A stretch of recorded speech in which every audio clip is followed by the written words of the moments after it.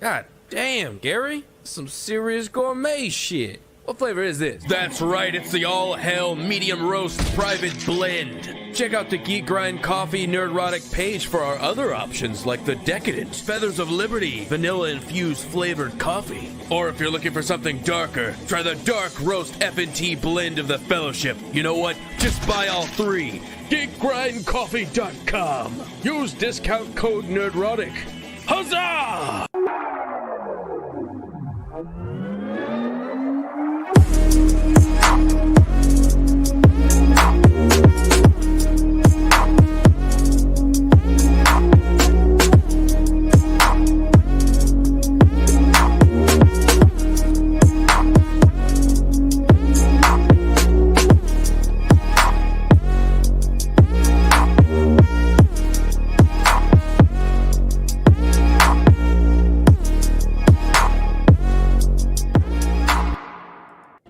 I learned a long time ago that there's no sense getting all riled up every time a bunch of idiots give you a hard time. In the end, the universe tends to unfold as it should. Plus, I have a really large penis. That keeps me happy. Woke. It looks like Chuck's taking the skin boat to Tuna Town. Hold up. Wait a minute. Something ain't right. My mind is a raging torrent, flooded with rivulets of thought, cascading into a waterfall of creative alternatives. God darn it, Mr. Lamar. You use your tongue prettier than a $20 whore.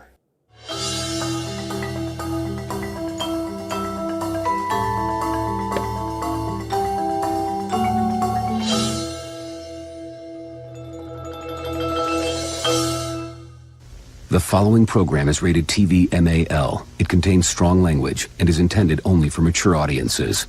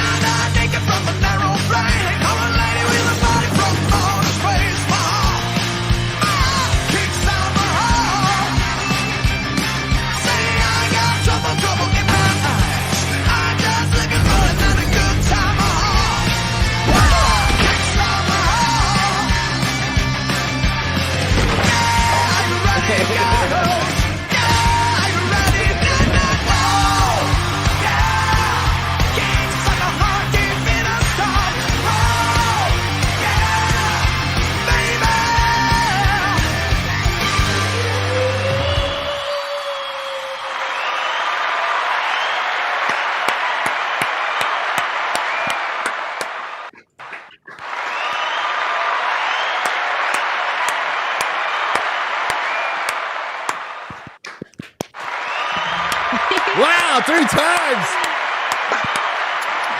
We love you. We love you. Oh, so enthusiastic. I'm very excited. The real BBC is back, bagging, boarding, and chatting. And guess what? Bags, boards, got some comic books. Oh, look at this. A big game for Mark Millar. Yeah, we've got a lot of stuff to talk about today. Oh, you've got bags and boards too. That's good. Oh, wow, he's got modern art. Look at it. Yeah. Big game. Oh, stop. But what's That's the so other one? cute. What's the other one, though? Big game 2. Stanley Art Germ. I thought it was going to be Amelia Clark's. oh. I thought it was going to be Gotta Amelia. Gotta get those Art Germ covers, man. I thought it was going to be That Amelia is a Clark's comic book. Yeah, yeah. Oh, I'm as so big disappointed. Well, I tried to pick one up, but sold out. I mean, yeah, everyone wanted their hands on that, so They did. They did. They sold out the one copy they printed. Dude, it was it CBR Screen Rant put that in the top 15 best comic books of the last 10 years. Oh, shut your boy Zach did a video on it. I swear to God, we'll have to find that article. Oh, God. CBR is just it's a lolcow site. It literally is a lolcow site that just relies on hate clicks. It's like Kotaku now, Polygon, just purely relies on hate clicks to try and garner any interaction whatsoever. But they've confessed to this stuff. They've all confessed to this stuff. Well, they have. Also, I think CBR is actually a lot of the articles are AI created. They are, because I was at a panel with Chris Gore at Comic-Con, and a guy came up and said, what do former writers of websites do? Because I just got laid off today from CBR, and a bunch of other people did. By the way, CBR used to follow me from way back from the comic shop days, and I'm blocked now. I'm blocked.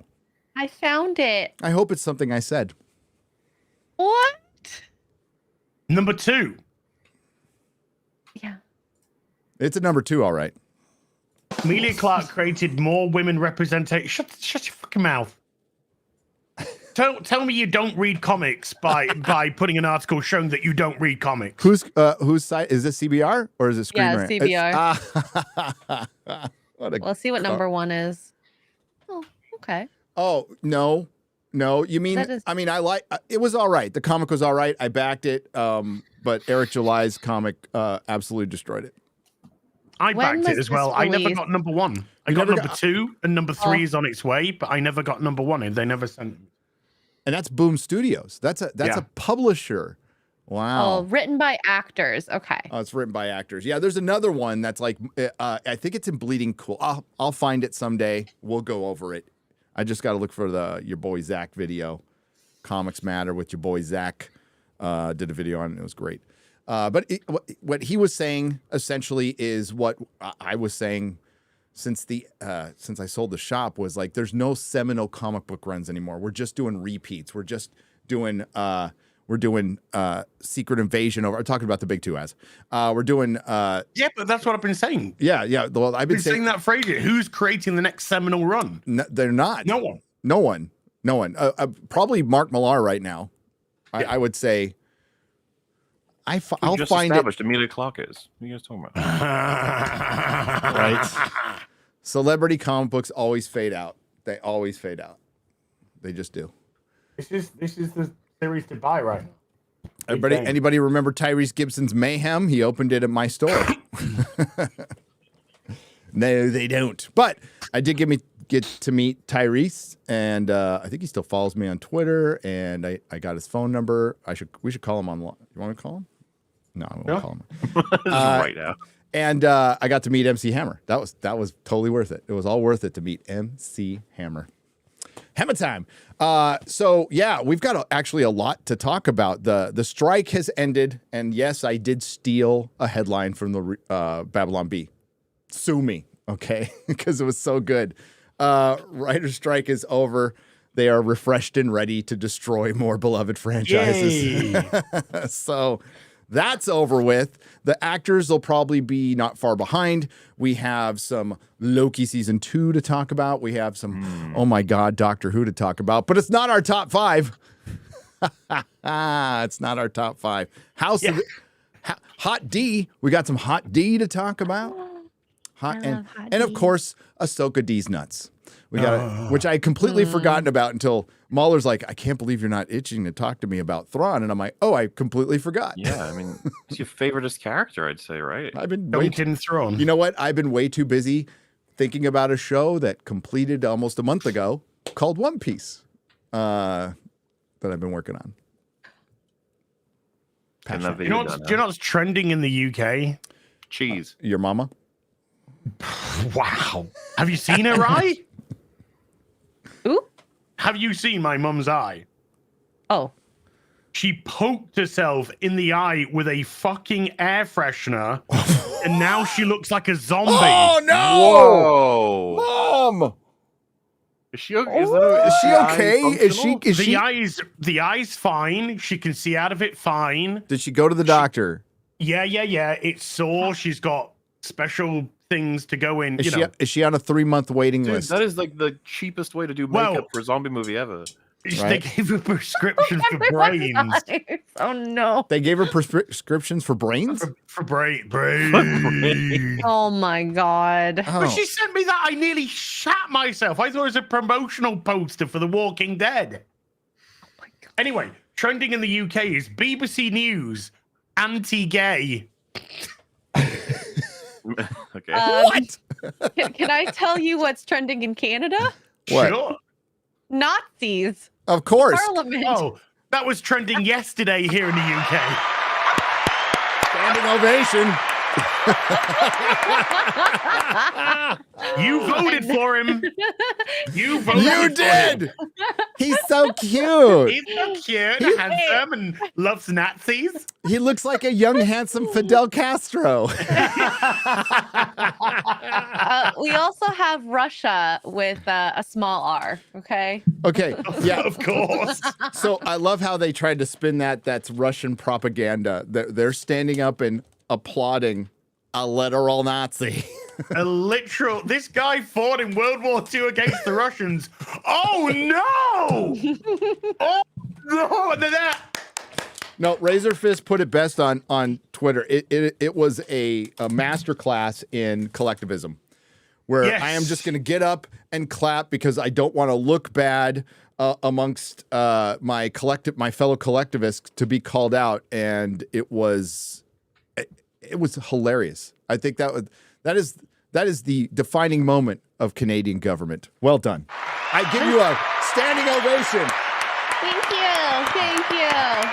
I think it was Zuby said a few days ago. He said, I don't know what I'm more sort of disappointed in is that people will happily make themselves look stupid purely to fit in. Yes. Oh, God. That goes back as far as time. It's just we have so many people that just want to be part of the what is perceived as the in crowd or the cool crowd, or it's collectivism. It's right side of history. It's the right side of history. It's the side Taylor Swift's on.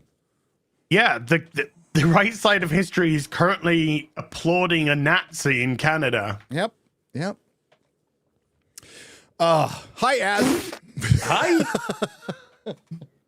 I think we're done already. I think we're done. Well, we're going to be demonetized for that for sure. Sorry. Canada's fault. By the way, I managed to destroy my chicken soup before the show. Whoa, that is clean. Did you lick the cup? No, were you in there all? It's one of these. It's one of these plastic containers where it doesn't stick on the. Well, side. as I noticed, it was a plastic container. Thank you for describing that to me, though. Yeah, I'm going to throw this into the ocean I later. thought it was made of crystal. You're going to shove it down the throat of a dolphin. Yeah. Oh, good! I can't wait. Fucking dolphins! They're going to turn on us at any moment anyway. So they're more intelligent than us. So. They are. So long and thanks for all the fish. I believe it. So long. Then they're going to grape everyone because that's what dolphins do. Wow. It's only natural. It's only natural. It's only natural. Mahler. Hello. What's up, buddy? Oh, it's just a week of editing Ahsoka EFAPs things and lying about penis. That's what I've been doing. Ah, yeah. For those who have no context, that's a video game. Apparently, you are the master of lying about the pee.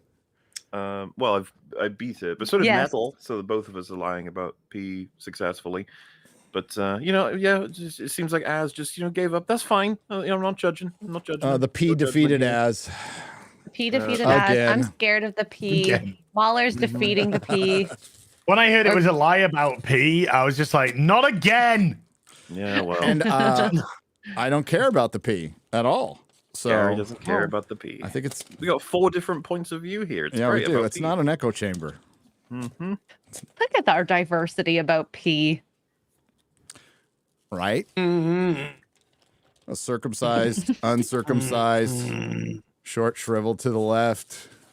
Cut, uncut. What? To the left. Dude, it's great. The game has all of those, all the different builds. You can have any kind of P you want. Oh, that's good. Wow. Does your P have pronouns? Absolutely, and some of them are more powerful than others. Oh, that's good. As you guys may be aware. I had a really big, long one, and Az, I think you were playing with an electrical one, was it? Yes. Metal chose the buzz. Metal chose the fast one, the death by 1,000 cuts type. That took me a second to hit me. I've now moved on to the fast one, by the way. Yeah. Oh wow. 38 seconds. Well, I've stuck it on a pole though. It's on brand. Yeah. A fast one on a pole. Yeah, That's I took my it off type of P. the short handle. I took off the short handle and I put You want to make sure you have a good grip. It's got a flaming tip. Yeah. Oh. Happens sometimes, especially when you have boobs involved. Boobs. That would be gay. Are your tits made of barbed wire or something? Yes. Hey, no. no judgment here. You know, all shapes and sizes, bro. Yeah, well, yeah, sure. I know all there is to know about the crying game. That was beautiful. That was gorgeous. You should create a disc and sell it. Oh God.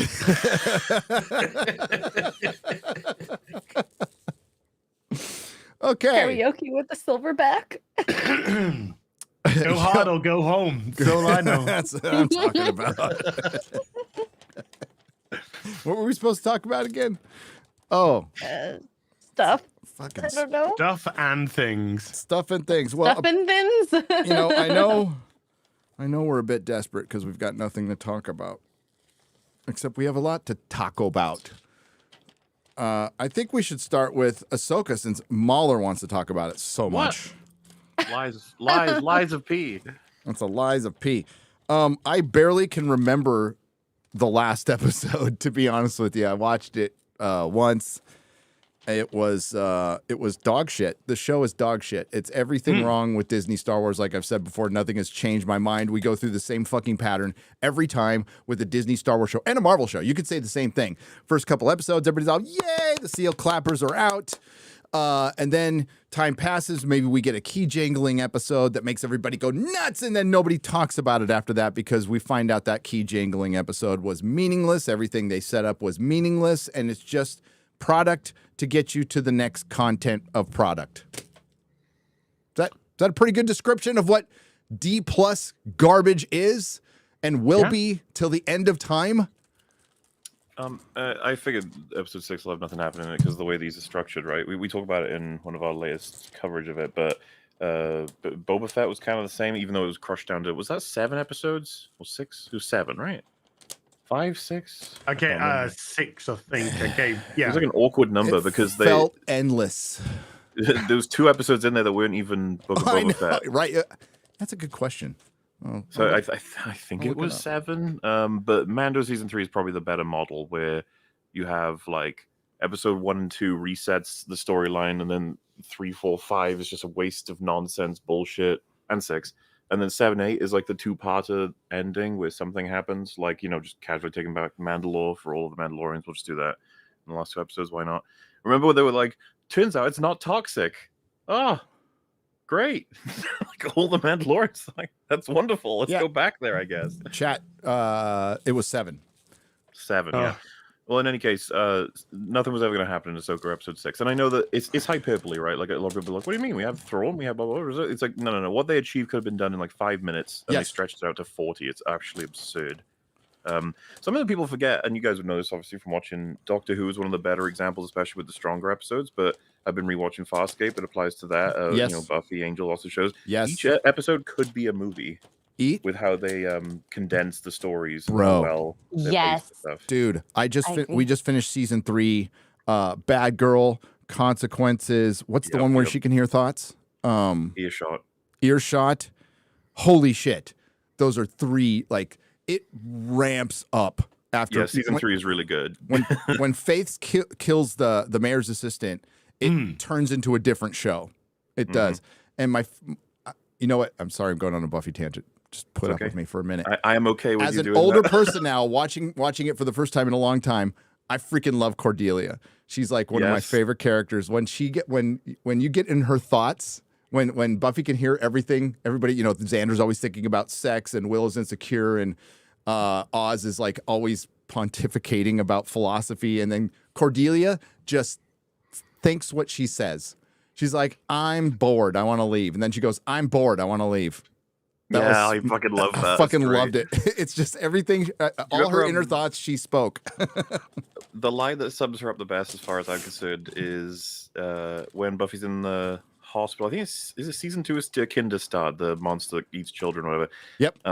Yes. Cordelia's at the hospital and she says something insensitive to Buffy, and someone points that out. I think Giles said something like, "It would be better if you spoke with some more tact," and then she said, "Tact is just not saying true stuff." Yeah, yeah. Like it's so blunt. It's so blunt, and that's why I like her now, because she's the most honest of all of them. So, where was I though? But no, you're right. I'm watching One Piece. I'm watching Buffy. I'm watching another movie that I won't talk about yet, but it's really good. And going back and watching these shows, they're episodic. Even One Piece is somewhat episodic, and you get more characterization and more plot and more world building in 10 minutes of any of those shows than you do in an entire season of Ahsoka. It's amateur hour. Like, the writing is god awful. So if you think Filoni is your savior, well, I don't know what to tell you at that point. But I think the frustrating thing, and this is probably why, I'm going to cover all the Disney Star Wars, but I'm just not going to care. I just don't care, because the dwindling fan base can fight over this all you want. When this series is over, I promise you, they'll probably bring out a couple of dangling keys, but they're just leading you into next series. Nothing of significance will happen. It can't happen unless you're going, and they're not going to erase any Disney trilogy. They're going to cement the Disney trilogy. I'm not sure what the theories were about, like the Will Between Worlds will be used to retcon. It's like they didn't do shit all with the Will Between Worlds in this one. No. This show is literally the epitome of I'd say chess pieces, but I think that'd be way too complicated. Checkers pieces into place for the next show, which is going to move another checker piece into place, which is then going to go into the movie. All this is leading into the film. So nothing of consequence is going to happen at all. Nothing of consequence will happen in the next show. Nothing of consequence will happen until it all leads into their expanded universe, extended universe, whatever they're calling it. But essentially, it's the same Marvel model for Star Wars now. And it's not working for Marvel, and it's not working for Star Wars, because they're setting it up for a film which is years down the line and nobody cares about. Nobody's watching Ahsoka. They can put out all the figures that they want. The figures add up to nobody's watching the show. Yep. And we've already seen Collider and other shill media, let's just call them what they are, have turned on Marvel and they've turned on Star Wars. How about that IGN tweet? Oh, savage. Well, for IGN, that's as savage as you're going to get. I know. I wanted, and that Collider thing I put up yesterday, I wanted to say, like, I'm not writing for Collider. This is not me, because I have been on the hate Jar Jar train for a very long time. But now that, like, Collider's calling them out. Yeah, the shills are turning. You're right, Az. And the Forces female and the MCU are the same thing. Sure, yes. Most of you know that, but they're the same damn thing. It's intersectional feminism. Ahsoka is intersectional feminism, the show. I can't wait for it to wrap up so I can do my next review on it and point out, like, exactly, because now we have something to contrast it to. So I can point out exactly why it's fucking bad. It's still my opinion, but I can point out, like, if you have a character-driven show, when Az asked us to describe the show, and he rightly put it's some people are looking for Thrawn, that would be fine if we had characters we knew about and we gave a shit about. Because what's One Piece?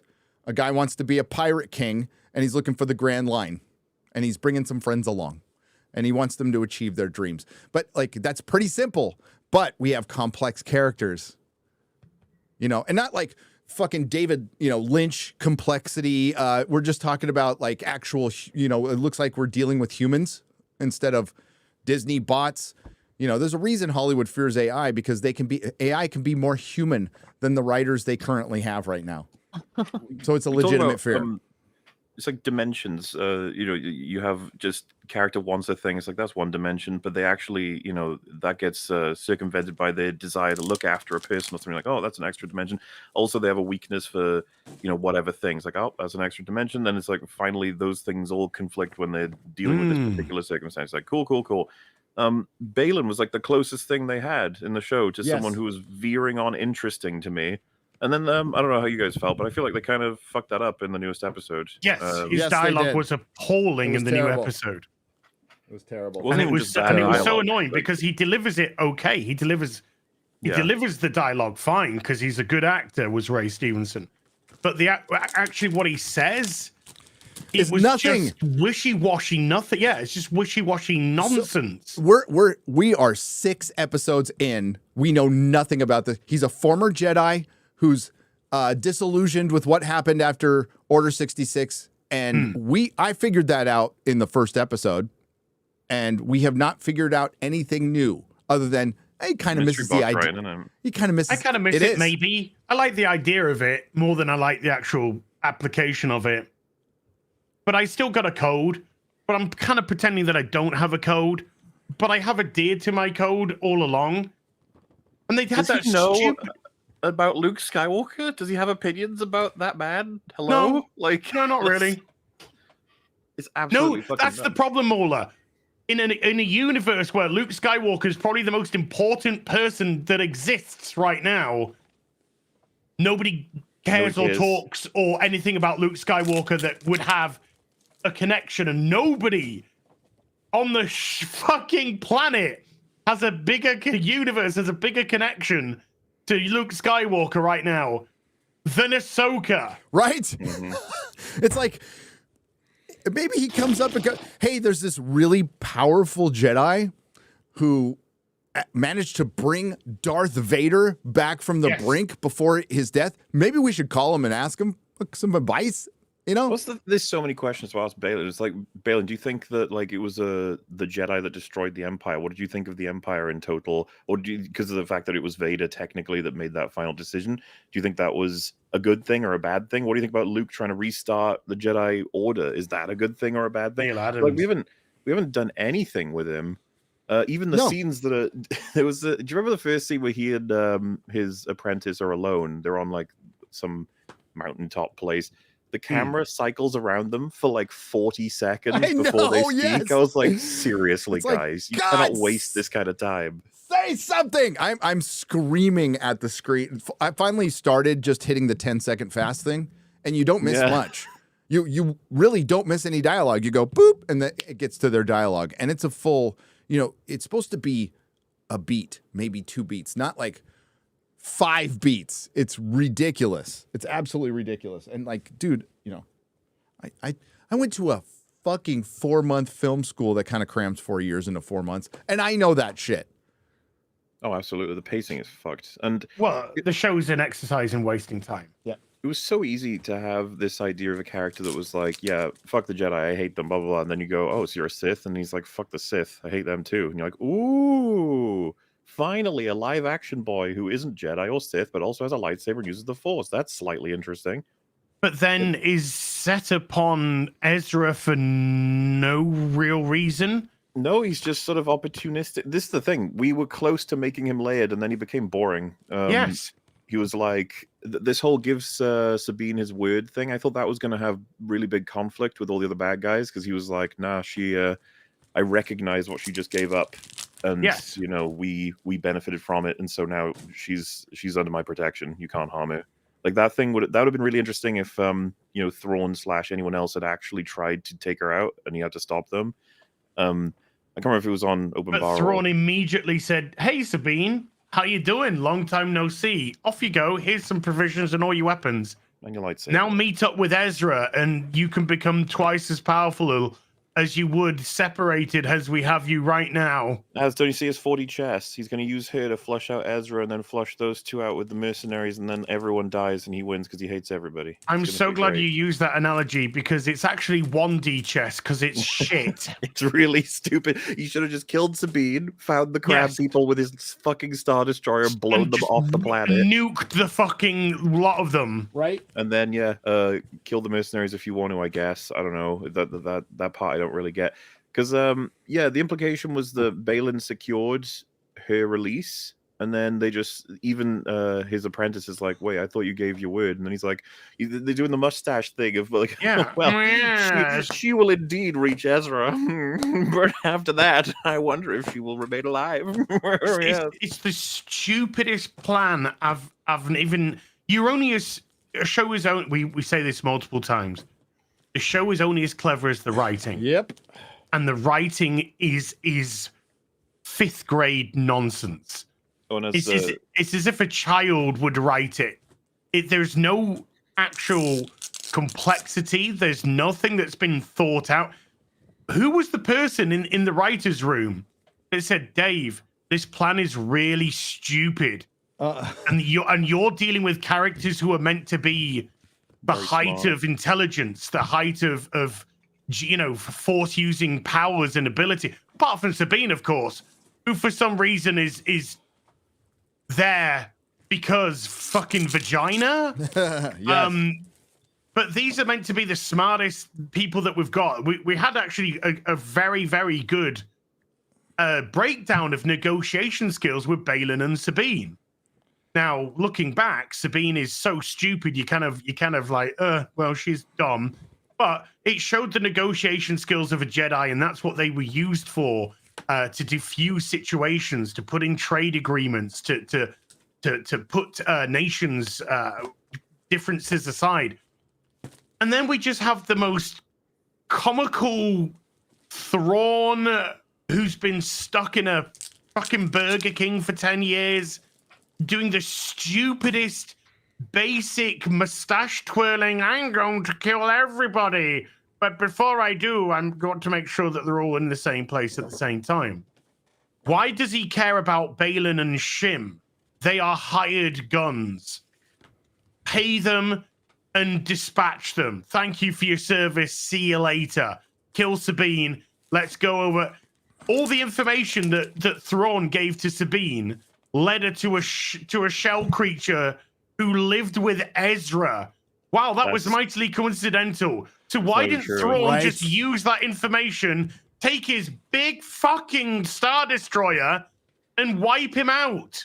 It's worse than that, as you fool. When you're paying attention, her little tracky thing broke. The thing that Thrawn gave her. So then she had to walk off randomly. Then the doggo comes back and it gets hungry and tries to eat a rock. And it turns out that rock is best friends with Ezra. It's so much stupider. Seriously? Yeah. I thought the dog had smelt the scent, and that's why. Guys. It's a lot simpler than that. This is 10 out of 10 Star Wars. You do not understand. Yeah, well, you got told. You got told, Gary. I did get told. It's not. You're too thick to understand. We get it, Gary. You're not clever enough to understand what's going on. I'm not clever enough to get that Sabine randomly ran across a rock that turned out to be a snail creature that turned out to be the best friend of Ezra that turned out to be just like 100 yards away randomly on a giant planet. That's on a planet. He's on Thrawn's doorstep. I am obviously retarded and a window licker. Oh, wait, that's the people who wrote this show. I'm sorry. Jesus. he can't save you now, Gary. No, he can't save you now. Well, and neither can Lucasfilm Jesus Dave Filoni save Star Wars. So, good it's God, on tonight, and I know we have to watch it for FNT. I get that, but there is not a fiber in my body that gives a fuck. Oh, I'm sorry, Star Wars fandom, but the ones who are left are just like, he didn't beat me hard today. He still loves me. He used open hand. Yeah, he didn't use his fist. It was an open palm strike. He Vadered me. He was red. It was red. Red. It was red. Oh, he Vadered. Oh. The chat says I only have one black. The chat says I only have one black eye. Yeah. Oh my It's god. still gonna work. He only broke one arm. I can still use my other. I still have another arm. Oh my god. But it's not. It's just not even fun. It's not a fun show. It's not an interesting show. There's nothing there to engage me or to make me interested. None of the characters are interesting. Balin is by far the best that they've got. But that's really because of the way that Ray Stevenson delivers his line. Dude, that's just his fucking screen presence, okay? Yes. That's it.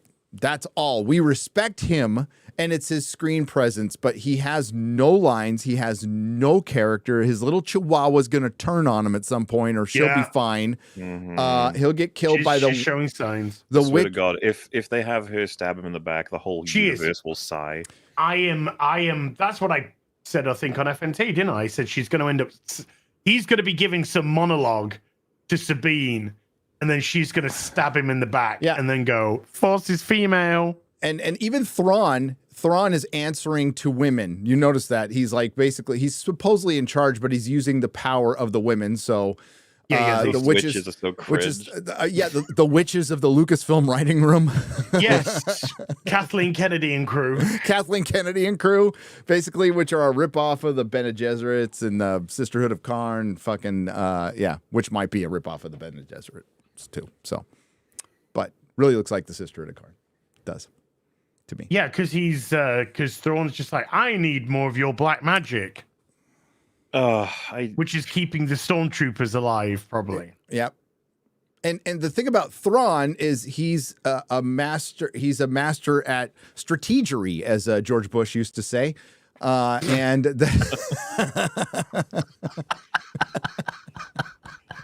Strategery. Speaking your own language, it's fine. Yeah. You got some problems with the guy in the top spot in your country. Oh, we have a lot. We all do. Don't worry. We all do. We all do. I brought back an oldie but a goodie in my last video, putting Clinton in there. Depends on what the meaning of the word is.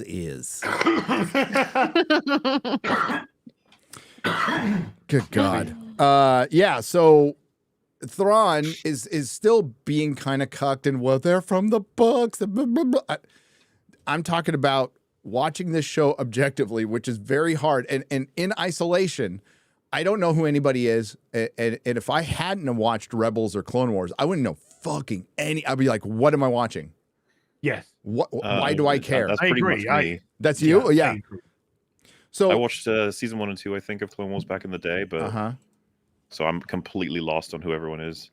And probably apparently you didn't need to watch Clone Wars and Rebels, according to Dave Filoni, but in retrospect, I think that there is Why? Oh my God, Ezra! Thank God! It's like, who the fuck is Ezra? Maybe you 100% have to at the very least watch all of Rebels.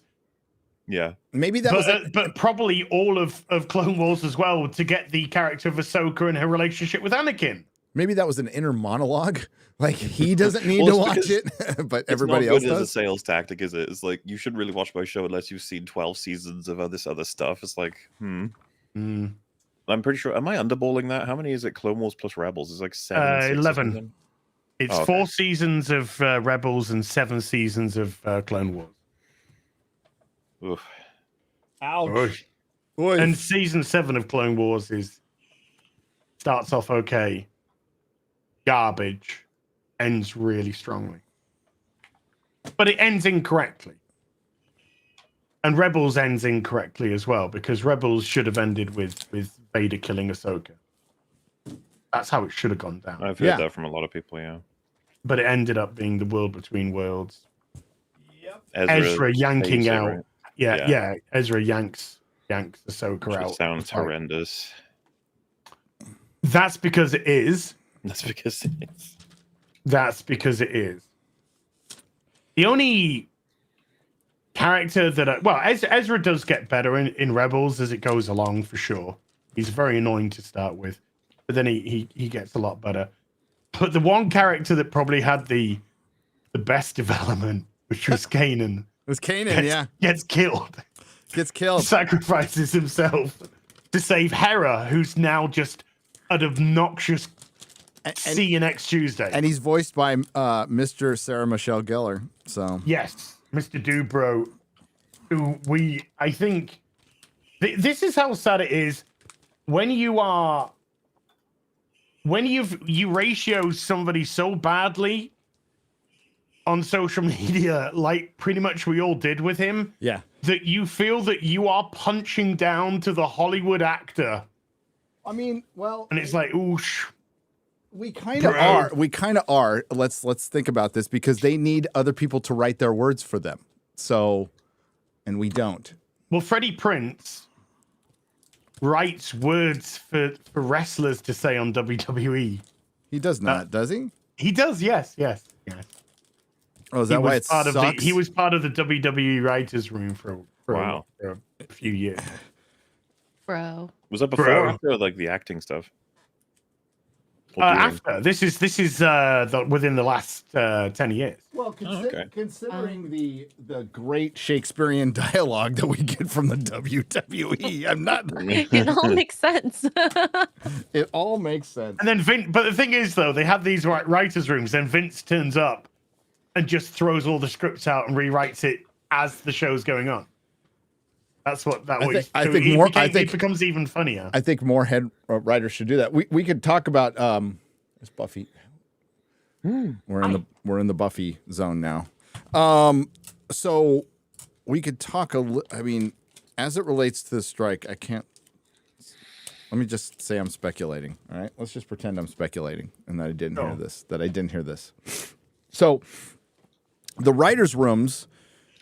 They're mandating more people in the writers' rooms, but what the WGA hasn't been telling you is like most of the companies have been kind of doing this anyway, and they've been mandating who can be in the writers' room. So I spoke to a writer, a showrunner of a show, and that writer was pitching another show and wanted to bring on the person they had written a bunch of other stuff with that they were super comfortable with. And the company went, nope. Here is 6 BIPOC people that you get to choose from to write your show that you don't know, that had no experience. So that's happening. But to these writers' rooms, up to 40% of them are being filled with these inexperienced writers. And what's happening is the experienced writers they end up having to do all the work. They end up having to rewrite everything, shit can all the notes from these people who just didn't earn their place yet, you know? But Filoni is an experienced writer, and he's appalling. The show's appalling. Yeah. Well, I mean, he's been at Lucasfilm forever. Mm-hmm. Has he done anything outside of Lucasfilm in the last 10 years? Has he done anything? Not. I mean, he might have done, but nothing I'm aware of. He's in a culture of crap right now. Like Lucasfilm needs to just be ended at this point. It needs to be ended, like gutted, something, because it appears that the people who are hanging on really relied on just doing whatever George told them to do. When they go out and do their own thing, they're really not good. I don't think I'm going out on a limb by saying this. There's far more bad Star Wars than good Star Wars now. Like sure. It's been watered down, diluted. It is nothing at this point. It is a crappy. It used to be an intellectual property for cinema, and now it is just a category on a shitty streaming service. That was in your last stream. That was a good video, by the way, yesterday. Cheers. I didn't watch.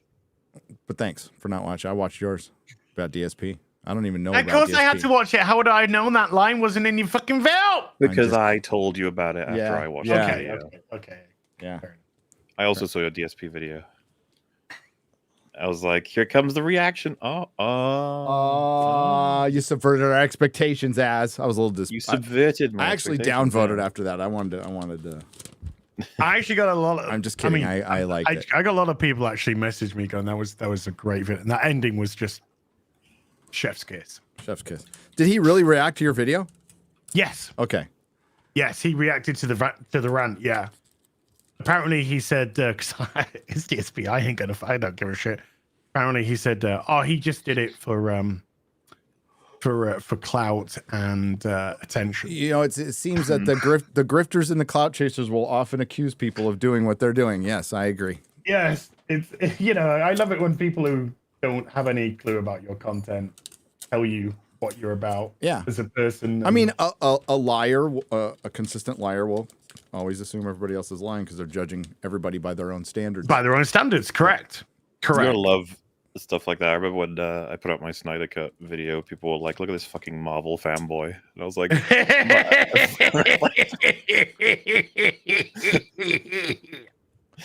"Totally." Oh, so you watched the other videos then? Okay. Okay.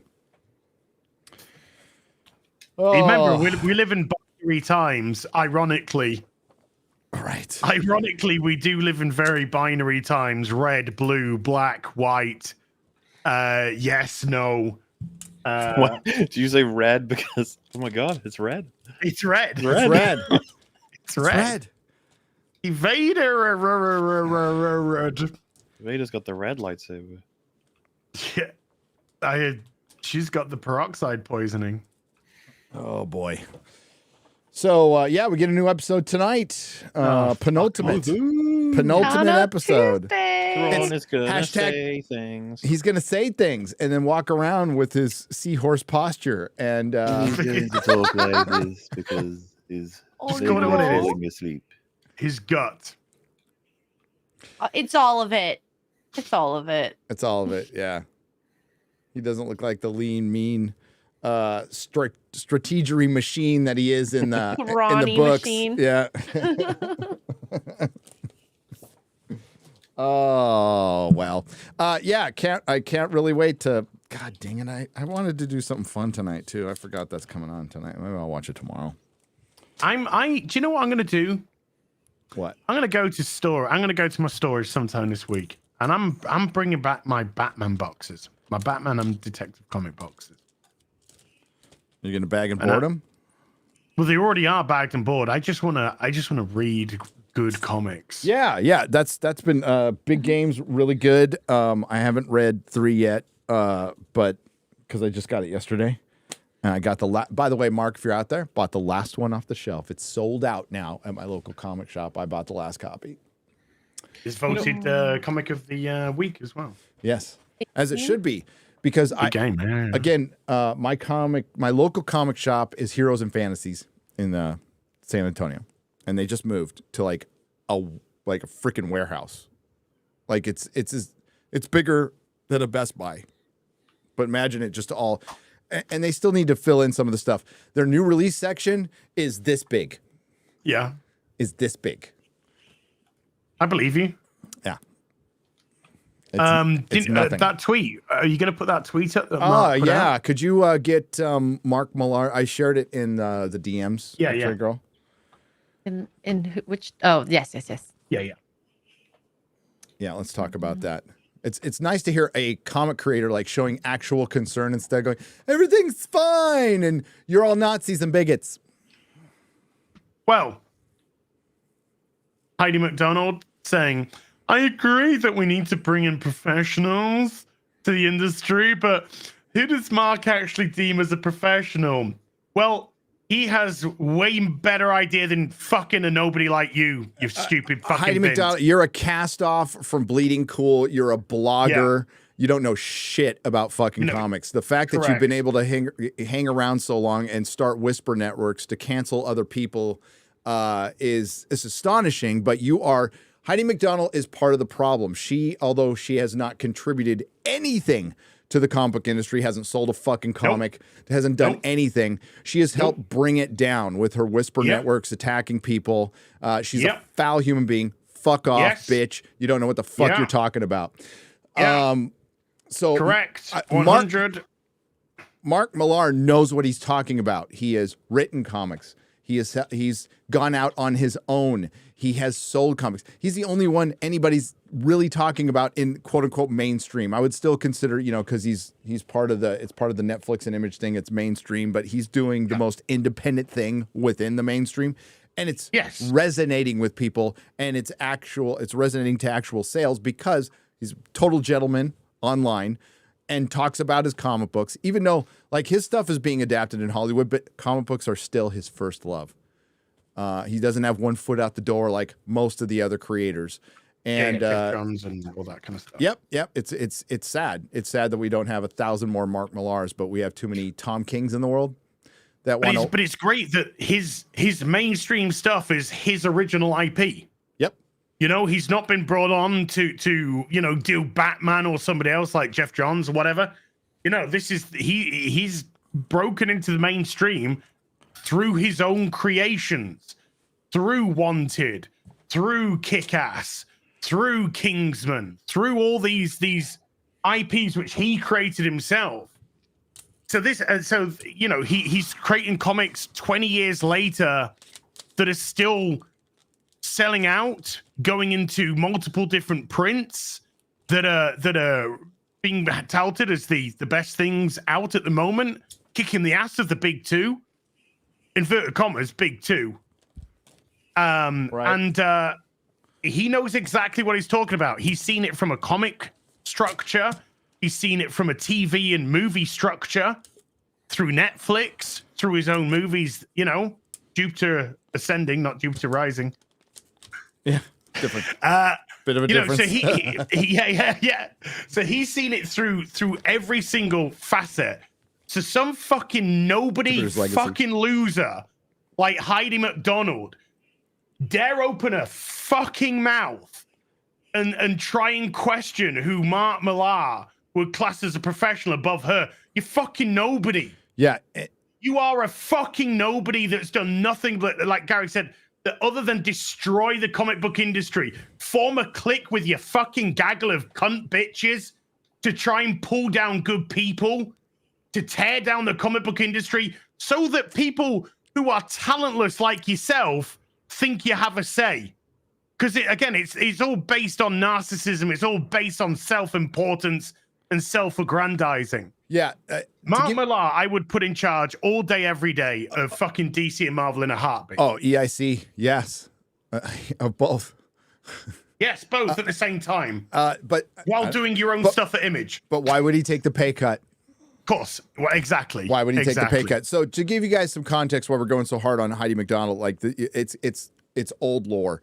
But her and a group of basically I can't even say talented, former comic book groupies who kind of work their way in through whatever channels in what's called a whisper network. The Bleeding Fool did an article on it like 2 years ago, right? And there was a lot of people trying to gatekeep anybody that they deemed bad people. It was kind of like a Me Too thing, but it was political, right? Alex DeCunty, Gail Simone. Yes, and these people have all of those fuckers. And they started out as trolls, by the way, too. And yeah, they came in and they sexismed their way into the industry. And they've helped absolutely dismantle it and ruin it because, they came after artists, and a lot of the artists just bent the knee because they're artists, right? They just want to create their work. They don't want any trouble. They thought appeasement would help. Well, this is where appeasement has gotten you. This is why when I saw Snowflake and Safe Base, I lost my fucking mind online. There's an old video of it. I lost my shit because I knew it would lead to this. It would just destroy the retail business. And as much as I am for cutting out the middleman and being an independent, I think we still need stores. I think stores are a good thing to have. They're a good place to go where people can congregate. And it's nice to just go and look at stuff instead of look at stuff on a screen. And I think there's still a place for it. Are they going to be prominent anymore? I don't know if comic stores ever should have been prominent. Okay. But we're down to about 1,900. I talked to Peter Samedi a couple days ago, and we're down to about 1,900 comic shops here in the States. Well, when I sold my shop back in 2013, there was close to 4,000. It was 3,700. So since then, the last 10 years, we've lost over half the comic shops. I don't, and out of that 1,900, don't know how many are online. I don't know how many are brick and mortar. There is no number, and there never has been. Diamond might have had it at one time, but they never really shared it. We've always heard whispers and ideas of it, but we have another one closing. Now, don't forget, Forbidden Planet closed in New York during the pandemic. We lost, a bunch of huge shops. Atomic Comics went a long time ago. Oh, I'm blanking on the name of this. Why am I blanking on it? The one on Melrose. Help me, chat. The big one on Melrose. Having a stream brain fart. They closed. Meltdown Comics closed down too. So Jim Hanley's store in New York is closing. Unthinkable news, and surely to God, a wake-up call for the big two. Mark, I love you. If the last 3 years, 5 years hasn't been a wake-up call, I think their response will be to make more characters gay. That's just what I think. Marvel and DC and all the U.S. indie companies added together are now 9% of American domestic market. And does this happen when the characters are more famous than ever? It does. It does. So, this breaks my heart to see this guy closing his shop. Okay, nothing but sympathy, empathy. It's like something, you don't get in the comic books to be rich. You get into it because you love it, right? So this has to be fucking heartbreaking. This Wednesday will be the last day of our Manhattan location at 481 3rd Avenue. A few things to say. First off, from Sunday to Wednesday, all back issues, pre-2023 publication date, trade paperbacks and hardcovers will be half off. Go there right now. You buy the stuff from 10 years ago, though.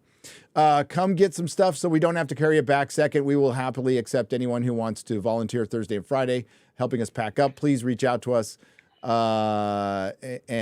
We should be here both days and really could use some hands on deck and would love to see some familiar faces one more time. Finally, we want to thank everyone for their continued patronage. We wish you all the best, and remember, keep reading those comic books and don't stop being true believers. Cut to the usual suspects. This is Mark saying everything is fine, but look at the shelf. Hang on. Look at the shelf space on Barnes & Noble. Talk to your retailer and about cuts he's making and strong Marvel and DC. A strong Marvel and DC. What are you doing there? Sorry. Stop it. Wait. It's hard enough for me to read normally, okay? Urgently required again for the health of the overall American industry. This is an iceberg tip. Mark, it's hit the iceberg. The Titanic is sinking. I don't know if I love that he wants to save it and he's taking the time when he doesn't need to. And maybe he can. I hope he can. But so much damage is done. Your boy Zach did a video today on characters that are destroyed irrevocably. Dan Slott came out like the moron he is and said, "Oh, if characters have been around, they've been written poorly, but they've survived in the past." Are you, Dan? Yeah. Dan Slott is the DSP of comic book writers. He has a tremendous body of work, and none of it is quality. Yeah. So, just real quick, yes, you can. We're gonna do the Doctor Who trailer review in just a moment. Yeah. It kind of it trended for a day and it went away. Nobody talked about it. A lot of people felt nothing. You can break a character forever. Spider-Man One More Day broke that character forever, whether you like it or not. Zach brought up Hal Jordan, killing the Guardians. That kind of broke that character forever. You can. Wait, what? I've never heard of that. Oh yeah, Hal Jordan went crazy and killed everybody. Yeah. And he went. Yeah, it was a big convoluted thing. Emerald Twilight, wasn't it? Emerald Twilight. He Coast City was destroyed by Mongol. Yep. And that broke Hal Jordan. So he tried to bring it back using the power of his ring, but it was all fake. So he thought, if I go back to Oa and tap into the central battery, it will power me up enough to actually bring them all back for good. But in doing so, that set the Green Lanterns against Hal Jordan. And Hal Jordan, even though there's fail-safes built into the rings, yes, killed all the Guardians, all the Green Lanterns started taking their rings, which made him more powerful. But again, that's not how the rings work. The rings work off willpower. So he goes and he kills the Guardians, apart from one, which survives. He taps into the central power battery, which turns him into Parallax. And then the last remaining ring is forged by the last remaining Guardian, which travels to Earth and finds Kyle Rayner. And then we have the whole fridging business. Oh yeah, we have we have Parallax versus Green Lantern. We had Parallax versus Superman. We had Parallax Final Night, where Hal Jordan sacrificed himself, which then killed Hal Jordan, which then made him reborn as the Spectre. Yep. Which then made him bring back Green Arrow, who was also dead, Oliver Queen. Which then brought him from the Spectre back into being Green Lantern again and Hal Jordan. But by which time there were a gazillion Green Lanterns that had been created. But Oliver Queen didn't get broken, right? Because he didn't go and betray everything he was about. It's about betraying your core audience and having Hal Jordan, Mr. Willpower himself, fucking lose his will. Well, they tried to retcon it, didn't they, by saying that they've tried to retcon it. There was a yellow imperfection in his ring, which allowed Parallax, which was then a parasitic creature, to take over Hal Jordan. Oh yeah, how about Captain America becoming a Nazi and being a Nazi the whole time? A sleeper Nazi agent that breaks your character. That breaks everything about Marvel. So I don't know that's what they've done, dude. Zach brought up in the video Captain Marvel and Miss Marvel imprisoned Americans and tortured them. No, it's true. And she killed Tony Stark. They didn't just imprison them; they illegally imprisoned them in a gulag. In a gulag, yes. In a gulag. And they were just doing the will of Captain Marvel. Maybe that's a good reason why characters like Captain Marvel and Ms. Marvel have never been popular, because they were never and Ironheart. None of them. They're all created as villains. None of them have been created as heroes. And this is the thing with Heidi. Let's just quickly bring in Heidi McDonald again. This is why Heidi McDonald, by the way, is questioning Mark Millar's decision on who he would bring in. Because they want to gatekeep. Because they know if somebody like Mark Millar said, right, I'm going to bring in people to save this industry, she knows that they are going to be quality people.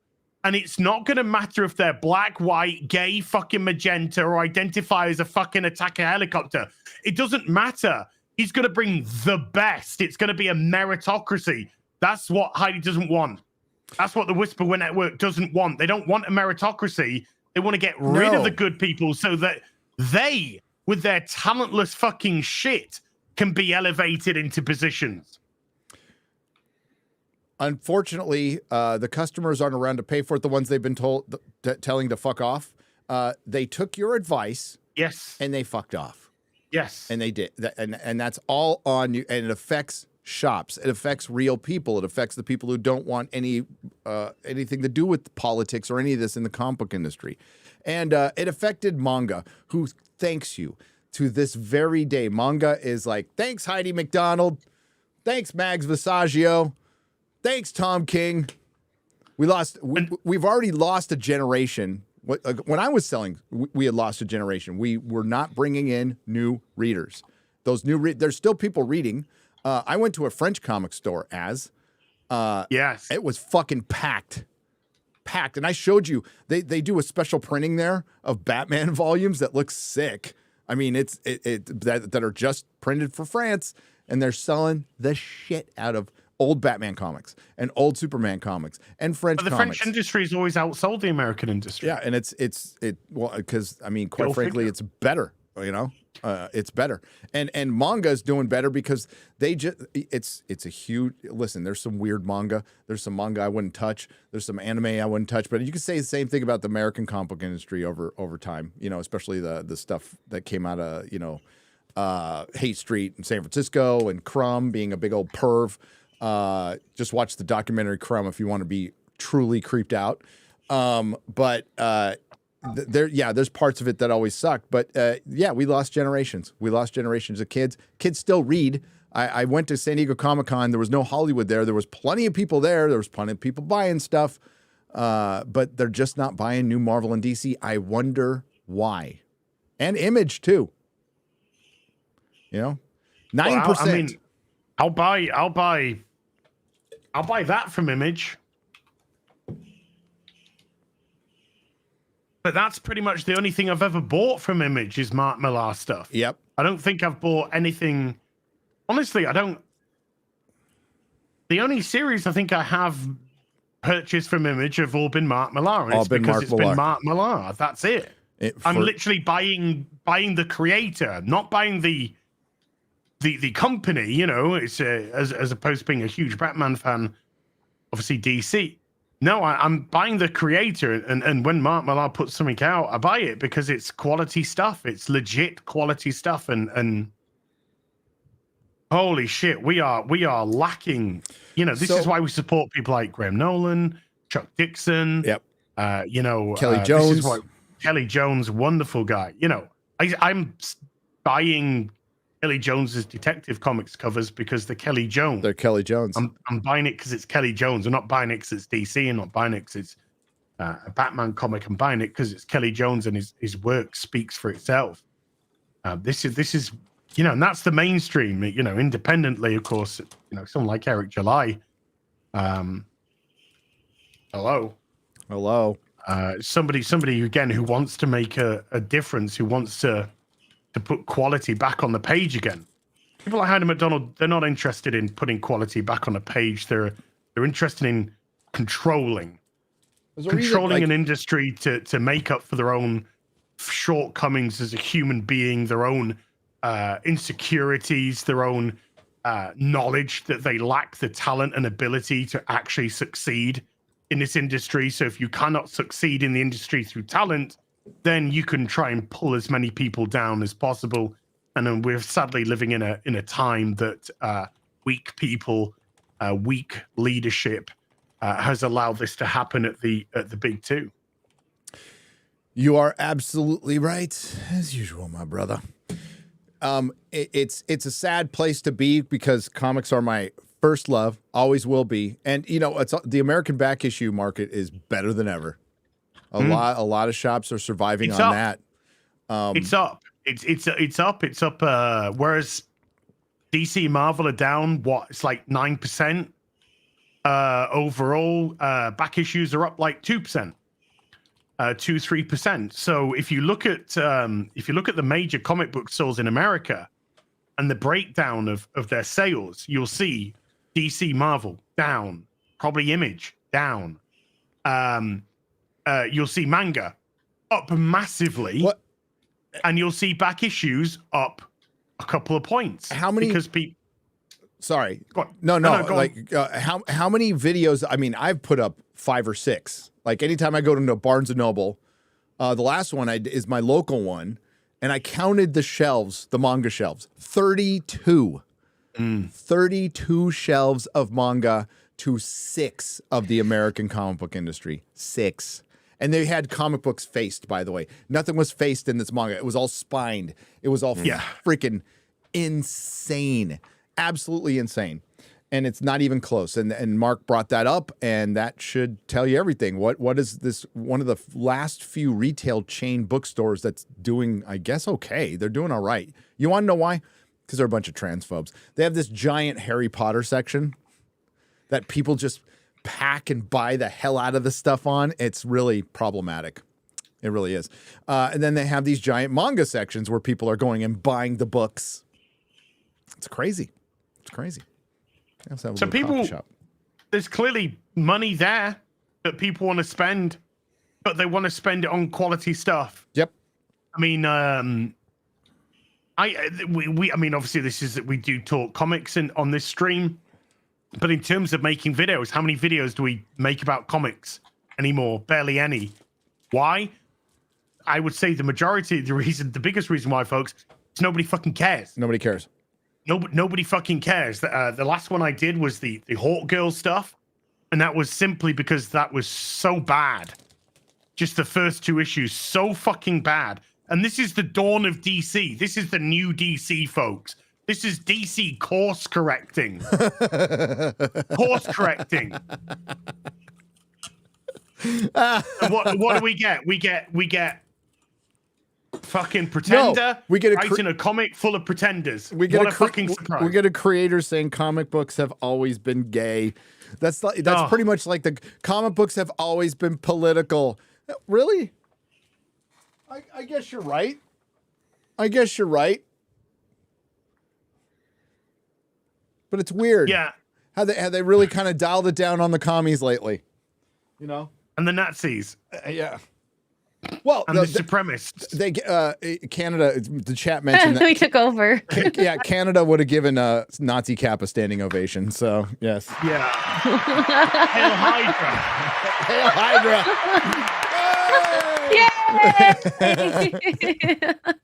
And by the way, just in case you didn't know, Gary, the person that said comics have always been queer, virtually all heroes are in the closet, whether it be because of their secret identity.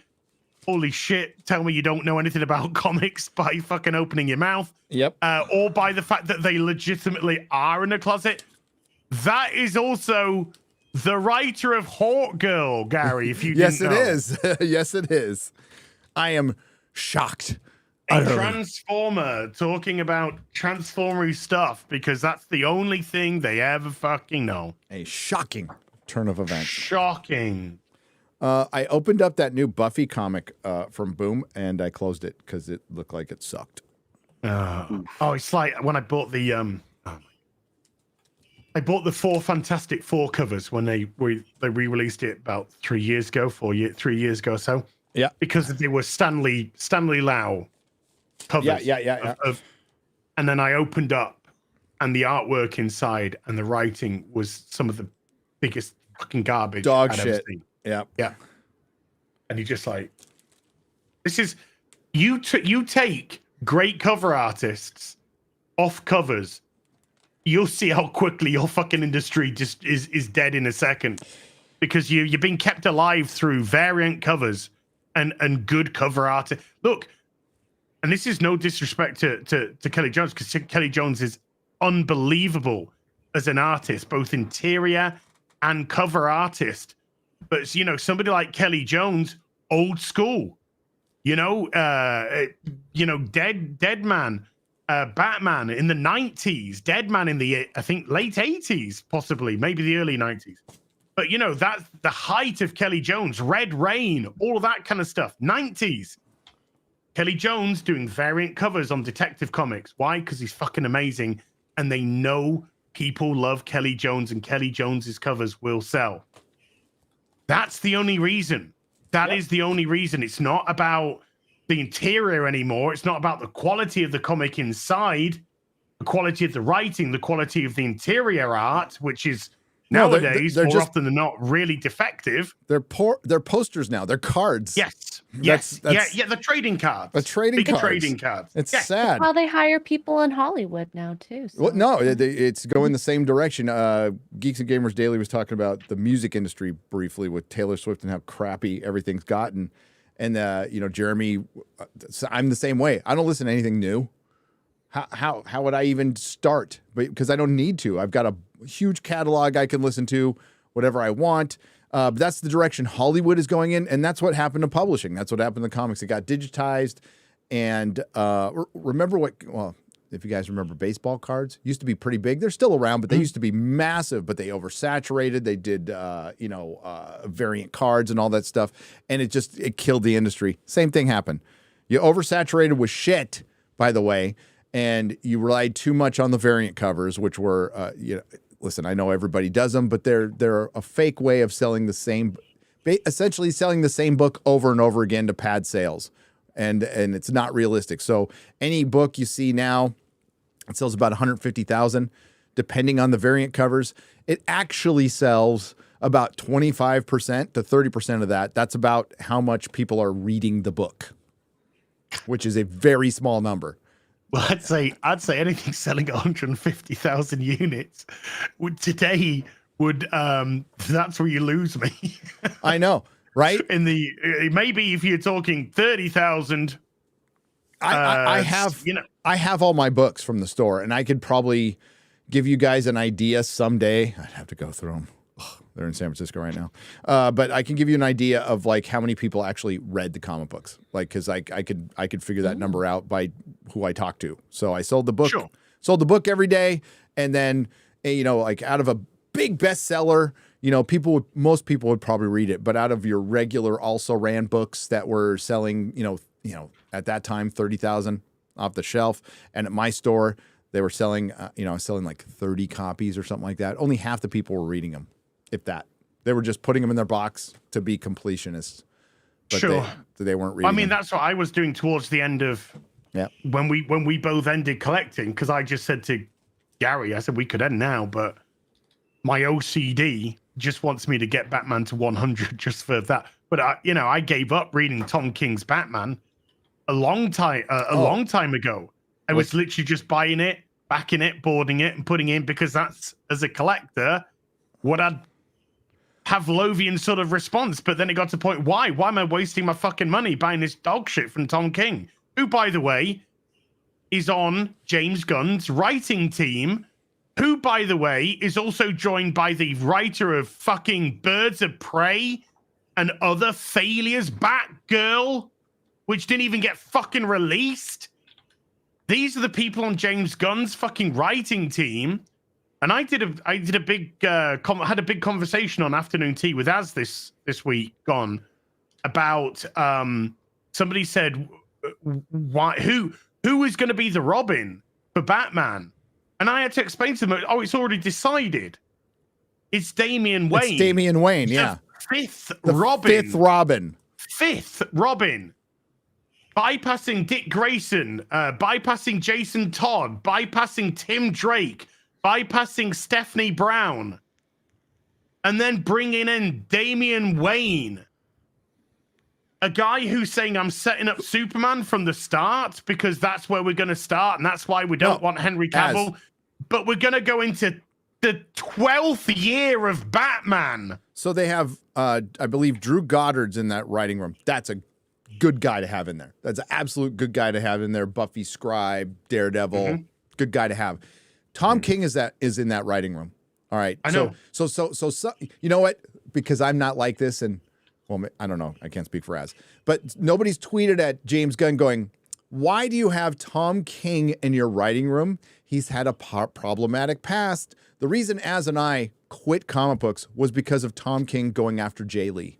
He woke up one morning and decided, during the Stop the Asian Hate thing, by the way, to cancel Jay Lee because he did a cover for somebody. Yeah. Piece of shit.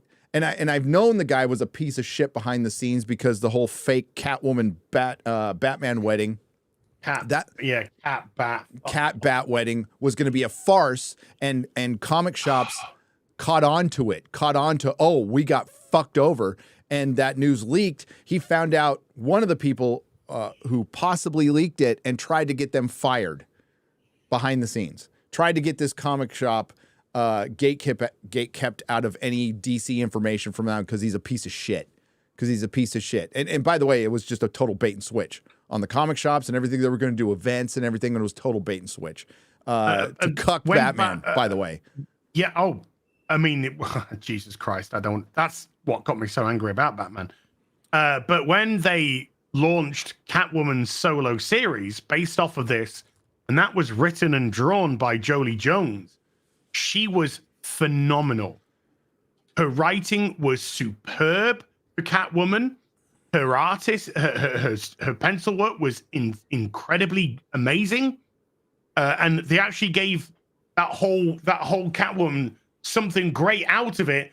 Meanwhile, Tom King is just writing the biggest pile of Batman dog shit that I've had the misfortune to read in my whole time of reading comics. This sulky, miserable, I need my mummy. Why is my daddy suddenly just here? Why is Thomas fucking Wayne Batman here? Oh, we'll explain it during City of Bane. Oh, okay. When it gets to City of Bane, why is Thomas Wayne Batman here? I just appeared. So Jay Lee, it just appeared. The legend, by the way, been around for a long time. Great artist, loved Hellshock. Decided that Jim Lee's best friend. He didn't fucking take it. He didn't take it. He called out Tom King. Said, "I don't know what this fucker's doing." I'm paraphrasing, obviously. And Tom King, puts his tail in between his legs and goes, "Oh, we're cool now. We talked it out." And Jay Lee's like, "No, we didn't talk shit out. Fuck you." Do you know who talked it out with him? Jim Lee. Jim Lee. Yep. Because Jay Lee is Jim Lee's best friend, and he got told by Jim Lee to shut the fuck up. And now he's in James Gunn's fucking writing room. So yeah, because Tom King signed the I will not rape my coworker, my fellow coworkers. Which the Whisper Network put into place, by the way. Yep. And then when idiots like Tom King went, I promise not to rape my coworkers, they immediately turn around, your Alex DeCuntis and all that, immediately turn around and go, not good enough. It's not good enough. It's not good enough. Because that was the whole fucking trick all along, was to portray the males was it called? Within the comic book Comics Pledge? Comics Pledge. Comic book pledge or something. Yeah. Comic book pledge. Yeah. I'll see if I can. Here we go. Perfect. Got it. Got it. Men in comics say no. There is a lot of ideals we claim to honor in comics. Hope, justice, unity. Unfortunately, it's on Bleeding fucking Cool. It's okay. I've got my ad block on for that site. There it is. Unity, innovation, creativity, freedom. None of them mean anything unless men in comics change our behavior and hold each other accountable for the safety of women and all people of marginalized genders. Well, there's only two genders, male and female, and there's more females than males. Therefore, the males must be the marginalized gender. And sexes. Well, again, sex and gender are the same fucking thing. I pledge to never harass, abuse, groom, or manipulate. The fucking projection is incredible. It's really is. Women and all people of marginalized genders and sexes. They should have put at the bottom, I pledge only women can do this in our industry. Yes. Only women should be able to get away with this. Like they do. Oh, they do. To hold myself accountable for my own actions, be open to the comments and concerns of my peers, and educate myself. Oh, fuck me. To actively intervene when we see or know of abuse, harassment, grooming, or manipulation. To ally for women and all people of marginalized genders and sexes experiencing abuse, harassment, grooming, or manipulation. You do know that Mags has got an extortion ring going on virtually every month for money. Okay. To actively call out our friends and peers, even when no one else is watching. To commit to this pledge for the long haul and keep this conversation alive in the industry. Asterisk.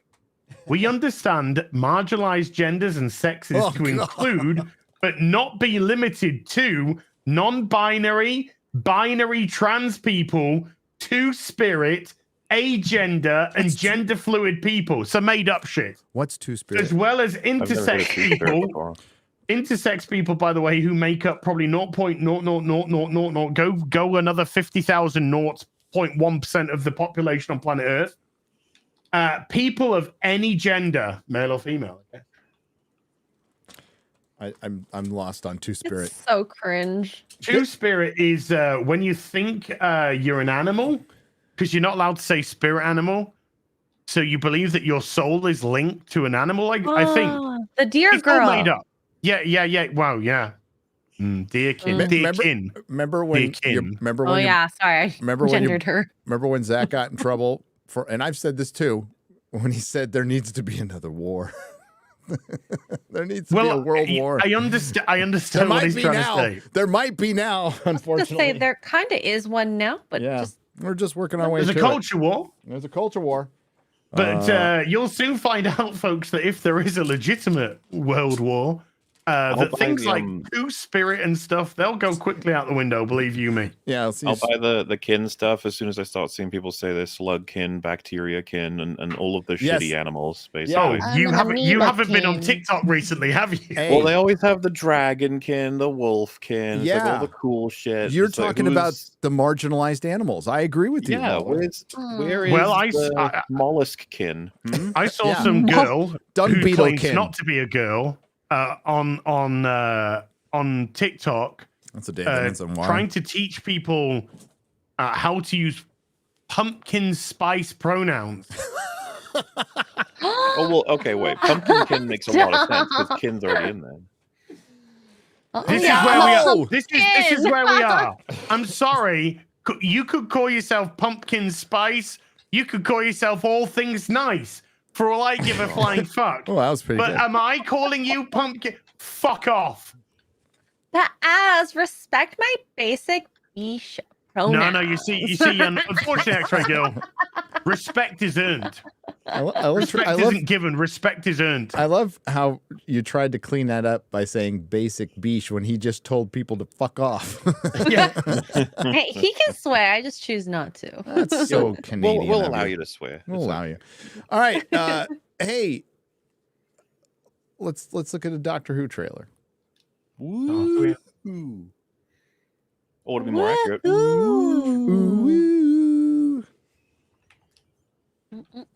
Oh my god, that scared me. All right, we ready? We are. Well, I mean, to set this up real quick. Okay. It's the 60th anniversary of Doctor Who. David Tennant has returned with Catherine Tate playing Donna Noble.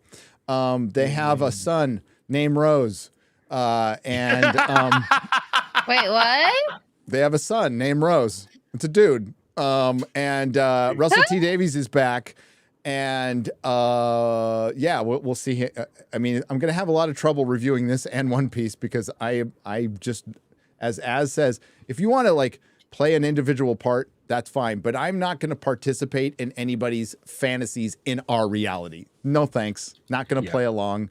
I'm going to use the pronouns I've been using all my life. So respect my motherfucking pronouns. How's that sound? And also, of course, we're 10 years after the 50th anniversary, which was magnificent, by the way. Some of the best marketing I've ever seen. It was never bigger here in the U.S. That was probably the peak. That was probably peak Doctor Who in the U.S. And now it's a dead franchise because you irrevocably broke your character by not only turning an established male into a female, you needed to cement the female, so you couldn't just have her be a woman for 3 years because you knew everybody would skip it. So you had to insert your agenda and retcon the entire fucking character with the Timeless Children, which was done in 5 minutes with a voiceover. You destroyed 55 years of Doctor Who. So the question is, can they resurrect, which is, by the way, it was canceled. And because RTD came back, they revived the series. This is also semi-Disney produced, just so you know. Let's see what they give us in the 60th anniversary. You're breaking my heart saying all those things. Sorry. I'm in the past right now. I just want you to... You're breaking my heart, Anakin. You know what? The truth hurts. I know. Okay. All right. Trailer. Because of advert. Sometimes I was just there. Something missing. Like I had something lovely. And it's gone. Pause. I think that's how the entire Doctor Who fandom feels at this point. I think that is kind of speaking. It's gone. If Russell T Davies hadn't been saying what he's been saying and doing what he's been doing, then I would see this as quite prophetic and a big stab at Chibnall. But having heard what he said and done what he's done, Nope. No. Nope. No. Continue. In bed thinking, what have I lost? I mean, it is funny, right? What have I lost? And then they're like, don't worry, he's back. I had to wipe her memory to save her life. If she remembers me, she will die. So what happens next? The spaceship crashes right in front of her. It's like she's drawing us in. What the hell? We've got a bloody Martian in the shed! Oh, here we go again. I don't believe in destiny, but if destiny exists, then it is heading for Donna Noble. Pause. Remember when it was a fixed point in history that Donna lost all of her memories? I'm trying. I closed it by accident. Everything's closed. Your microphone's Your microphone is popping. gone. Yeah. Oh. Say something. Hello. Okay, that's even better. All right, so what do you guys think? Mahler, what do you think about bringing Donna back and undoing that great storyline? Oh, well, that's the thing, isn't it? This is so desperate. And if it's going to be done, how do you do it? And it's like, well, at least I will be able to give it a shot. But isn't the same vein of like, if you were forced to bring back Palpatine, how do you do it well? It's like, I don't think you do. I don't think you do that well. So, I mean, let's hope it's as least painful as possible, but it's already kind of a sad reality because that storyline had a lot of power to it. But you got to be careful reopening that to close it again, because that's all they're going to do is close it back off after the specials. Don't make it a worthless waste of time. I imagine, because this was in a different trailer before, right? But heard with that alien going, "What the hell?" Like that. That's it's like that. That does feel like Donna. So that's Donna. Yeah. Yeah. I love Catherine Tate. I love Donna. I love David Tennant. There's nothing at this point horrible about this trailer at all. Like it's fine. It's fine, but I shouldn't feel just it's fine. It's fine. But quite frankly, I echo Az's sentiment and others. Like I'm not really feeling anything with this, and I think about what I felt when I saw that first teaser for the 50th anniversary. It was just basically After Effects, and it was fucking awesome. It was awesome. It was setting everything up, and I noticed that, like this trailer's doing well, but the first teaser that came out months ago. It was the featured video up until this video coming out on the Doctor Who YouTube channel that has 1.75 million subscribers, and it only had like 800,000 views. And they have the power to embed things. That's bad. That is apathy. That's apathy. And that's what did we say? As even when the Timeless Children happened, we said even if you completely retcon this and bring David Tennant back, it's not going to bring everybody back. Yeah, you still not going to bring everyone back. Nope. But wasn't it written through the Shadow Proclamation that this Donna's memories that's a fixed point in time? As anything they do, they'll seal it back up at the end. It's going to be like the shittiness of the Kenobi show, where they open all this shit up and then they close it all back up because they're like, see, it all makes sense. Trust me, it all makes sense. And you're like, Now, NPH as the Celestial Toy Maker, that's cool. That's fucking cool. And I think it's perfectly cast. But, yeah, man. There's the whole Rose issue. her son. So, you can hit play. I've got a memory. After a very long time, something's coming back. Who are they? There, that was Rose. That was Rose. Oh, that was Rose? That was Rose. that creature looked pretty convincing in terms of like, I wonder what special effects these. This looks, from what I've seen of the Chibnall era, this just looks more expensive. It does. The effects look a million times better. Like they do. It looks good. Like it looks like they did spend a bunch of money on this, like a ton of money on this, because they are desperate to bring this franchise back. I mean, this is still, even with the identity politics that are certainly going to be inserted in, I wouldn't be surprised if they try to quiet it down a little bit. This is a massive course correction. The hardcore fans, so many of them are out. I just don't know if it brings it back. And does it hit here in America like it did, like the 50th anniversary did, where there was massive watch parties across the country? For 2 years, Doctor Who owned Comic-Con. Like, it was absolutely the biggest thing at Comic-Con. And that was while Game of Thrones was at its, at its I was about to peak. say, Gary, honestly, even if every special was an absolute banger, they'd still have a shit ton of work ahead of them. They'd have to make great content for a while to earn back all of their. Well, yes, because once the specials are done, Tennant's done. And then we go into Shutigatwa, and the his assistant is she's young. She's 19 years old, so she's got a lot of weight on her shoulders there. By the way, same age as Rose. By the way, the House Speaker in Canada has just resigned. Okay, rest of the Parliament should go with them. Yeah, that's the first. Now the rest, and Trudeau. You can end with Trudeau. Yes. Did you see real quick before we get this? Did you guys see on Twitter somebody put blackface on Trudeau? I was. Oh my god, I saw that. Oh. For a second, I thought it was real, and it was like, oh.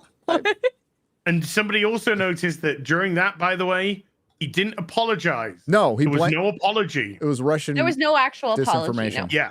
Back to the Doctor Who. So like this cute little monster looks pretty good.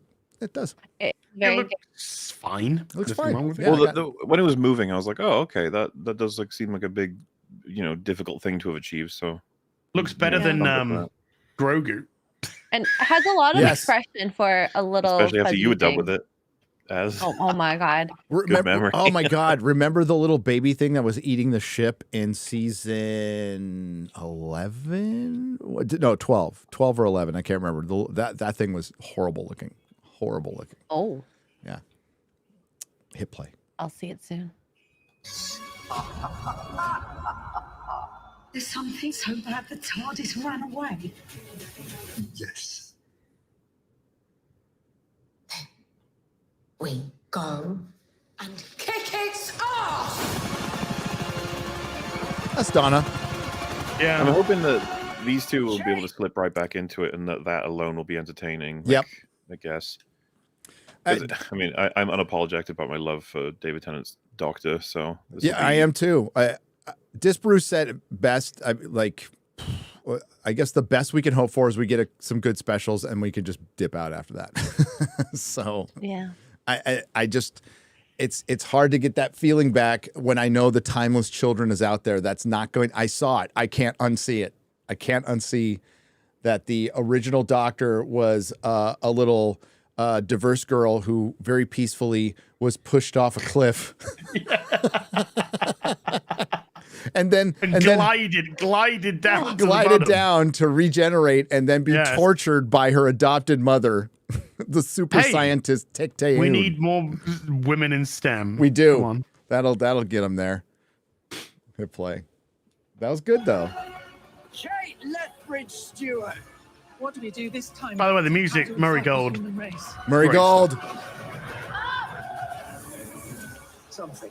Now look at this. This. He is recognizing me. Oh, is he?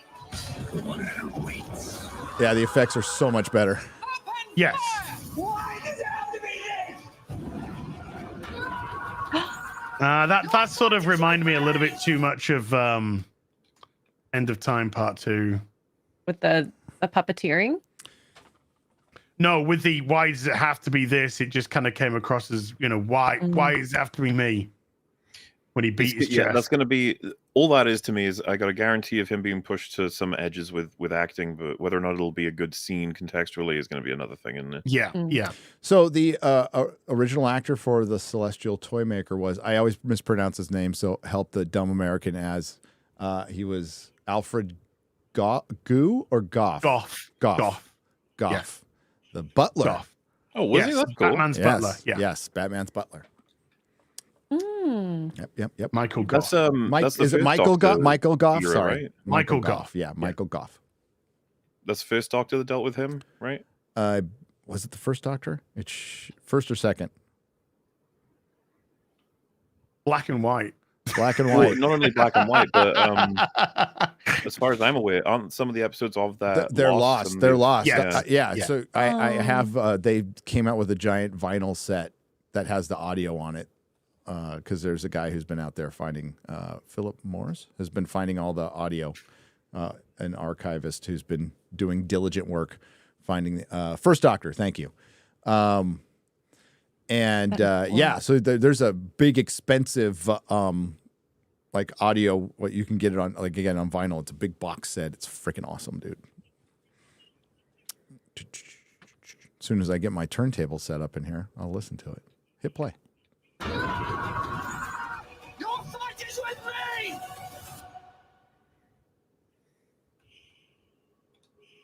I don't know if I can save your life this time. That's very well delivered. That is very well delivered, that one. Yes, it is. And then we got Shooty.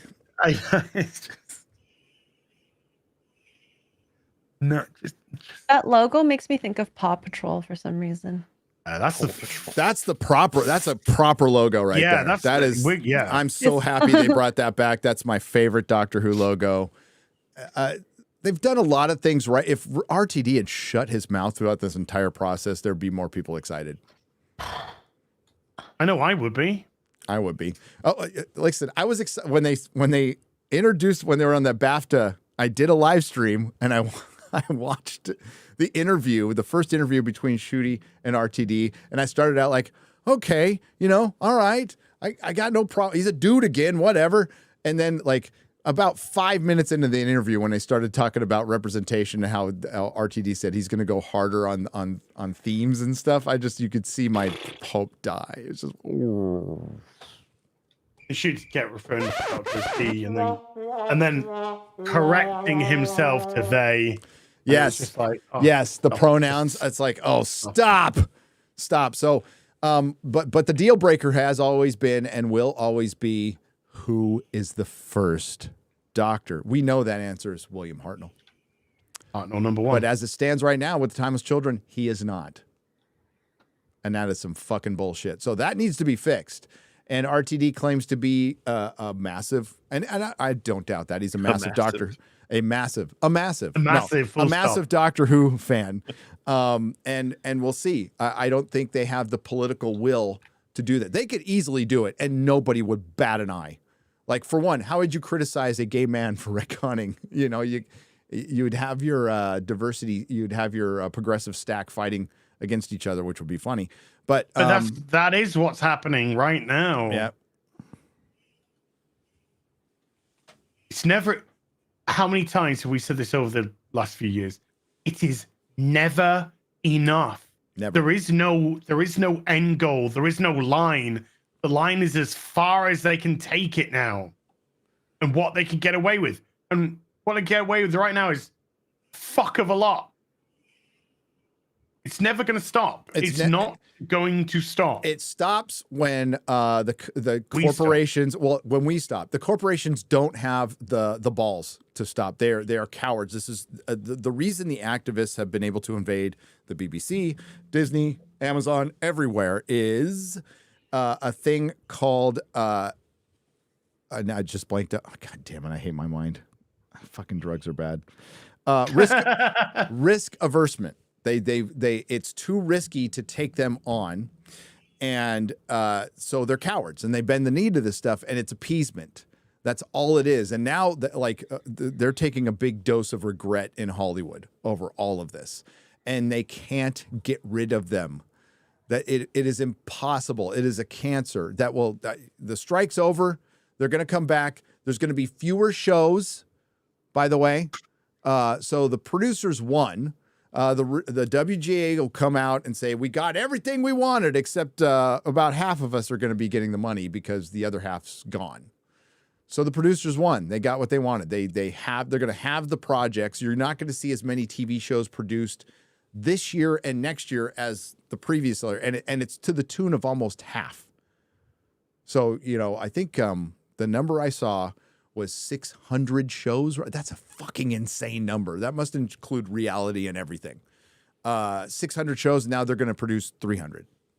So half gone. You just got Thanos. You just got snapped. So it was a purge. But the problem is, we saw with Twitter, like what it takes to carve this cancer out. And Twitter didn't even do it completely, right? So imagine Disney, imagine Amazon. Amazon is now going to force ads on all Prime members, by the way. Did you catch that? Yep. Or unless you, is it pay $3 more? You got to pay $3 more. So they didn't offer a cheaper ad tier. They're just going, you're getting ads now. Guess what's going to happen? You're going to pay $3 more. And in a couple of years, you're just going to get ads. And more and more. And you won't have a choice. And then that's people will be like, why are we even paying for streaming? Well, yeah, it'll be because then cable will be more cost effective. Well, I think Amazon, right? Amazon will stick around because Prime does offer like you can even if you don't remember, you can offer the shopping and you can just rent stuff. So Amazon will stick around, but will they continue to make $1 billion TV shows? Well, I think this is a sign that they might not. Amazon cancels shows all the time. The reason they're $1 trillion company or close to it is because they don't like losing money. And I can't see their streaming service making any money for them. And it's not there to make money. It's there to drive customers. It's a side gig. And, you're going to have people licensing stuff out like Doctor Who. And people need to actually watch it. But there's no metric for that. So we'll see. We'll see. But you're right. It's never enough. And when they do make something good, it's an anomaly. Like Picard season 3 was a total anomaly. We knew that. They're rebooting The Office. What's that going to look like? Garbage. Oh, come on. Rebooting The Office. Tell me you have no fucking ideas. Tell me. You can't make The Office nowadays anyway. No, you can. No, you certainly can't make You it the way that jokes Ricky about Gervais would. anything. No, you can't. No. You can make jokes about white people and straight men, straight white men, maybe some straight black men, but that's it. Everything else is off limits. Everything else is protected. You can't make fun of fat people. You can't make fun of disabled people. You can't make fun of trans people. You can't tell jokes. You can't tell jokes. You cannot tell jokes. The whole point of humor is we laugh at ourselves, all of us. You can tell jokes. You could make this. Absolutely. They don't have the will. They don't have the balls. They don't have the will because they're too afraid of their own workers and 5 people on Twitter. Most people wouldn't give a shit. Look at Ricky Gervais. Ricky Gervais' concerts sell out immediately. He's just set the world record for the biggest gate at a live event. He did like $1.4 million for one show. Holy shit. Wow. One show. Because normal people, there are fucking so many more normal people than the abnormal shit that we have to deal with in these industries. That's why we're getting pushback now. It's not because of people like Gary or me or Mola or what's the Asian lady's name? Asian lady. Asian lady, thank you. Ming Na Wen.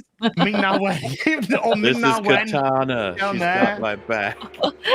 It's because the normies are now waking up. We're talking to the. That really goes loud at the end. We're preaching to the converted. We're in church here. We're preaching to the converted. But the normies, they're the ones who are starting to wake up, whether it be not necessarily vocally, but silently. Because with their money. We're seeing the death of Marvel Batman. Yeah, but as far as like a show that is that like okay, so the ratings for I think it was in the chat. People pressing F. Oh, we got a wheel of Wheel of Time. Hang in there. Hey. We're back. Are we back? We back. Sorry, folks. God damn it. We had such a big crowd. We're back. No, it's a British institution. I think Voyage of the Damned is the most watched special. It was around 13 million people watched that. That's like 1/6 of your population. We have the Super Bowl is the only equivalent in America. as far as how many people will sit down and watch this. Yeah. And we have nothing like Doctor Who, and they fucked that up, which is unbelievable. That's really sad. Unbelievable. So yeah, I saw that trailer and I'm like, hey, it's not a bad trailer. It's a pretty good trailer. Am I like, oh, I can't wait to see it? No, and I should be, because I'm a massive Doctor Who fan. So and will be. I'll always love the old stuff, but it's a good 53 years.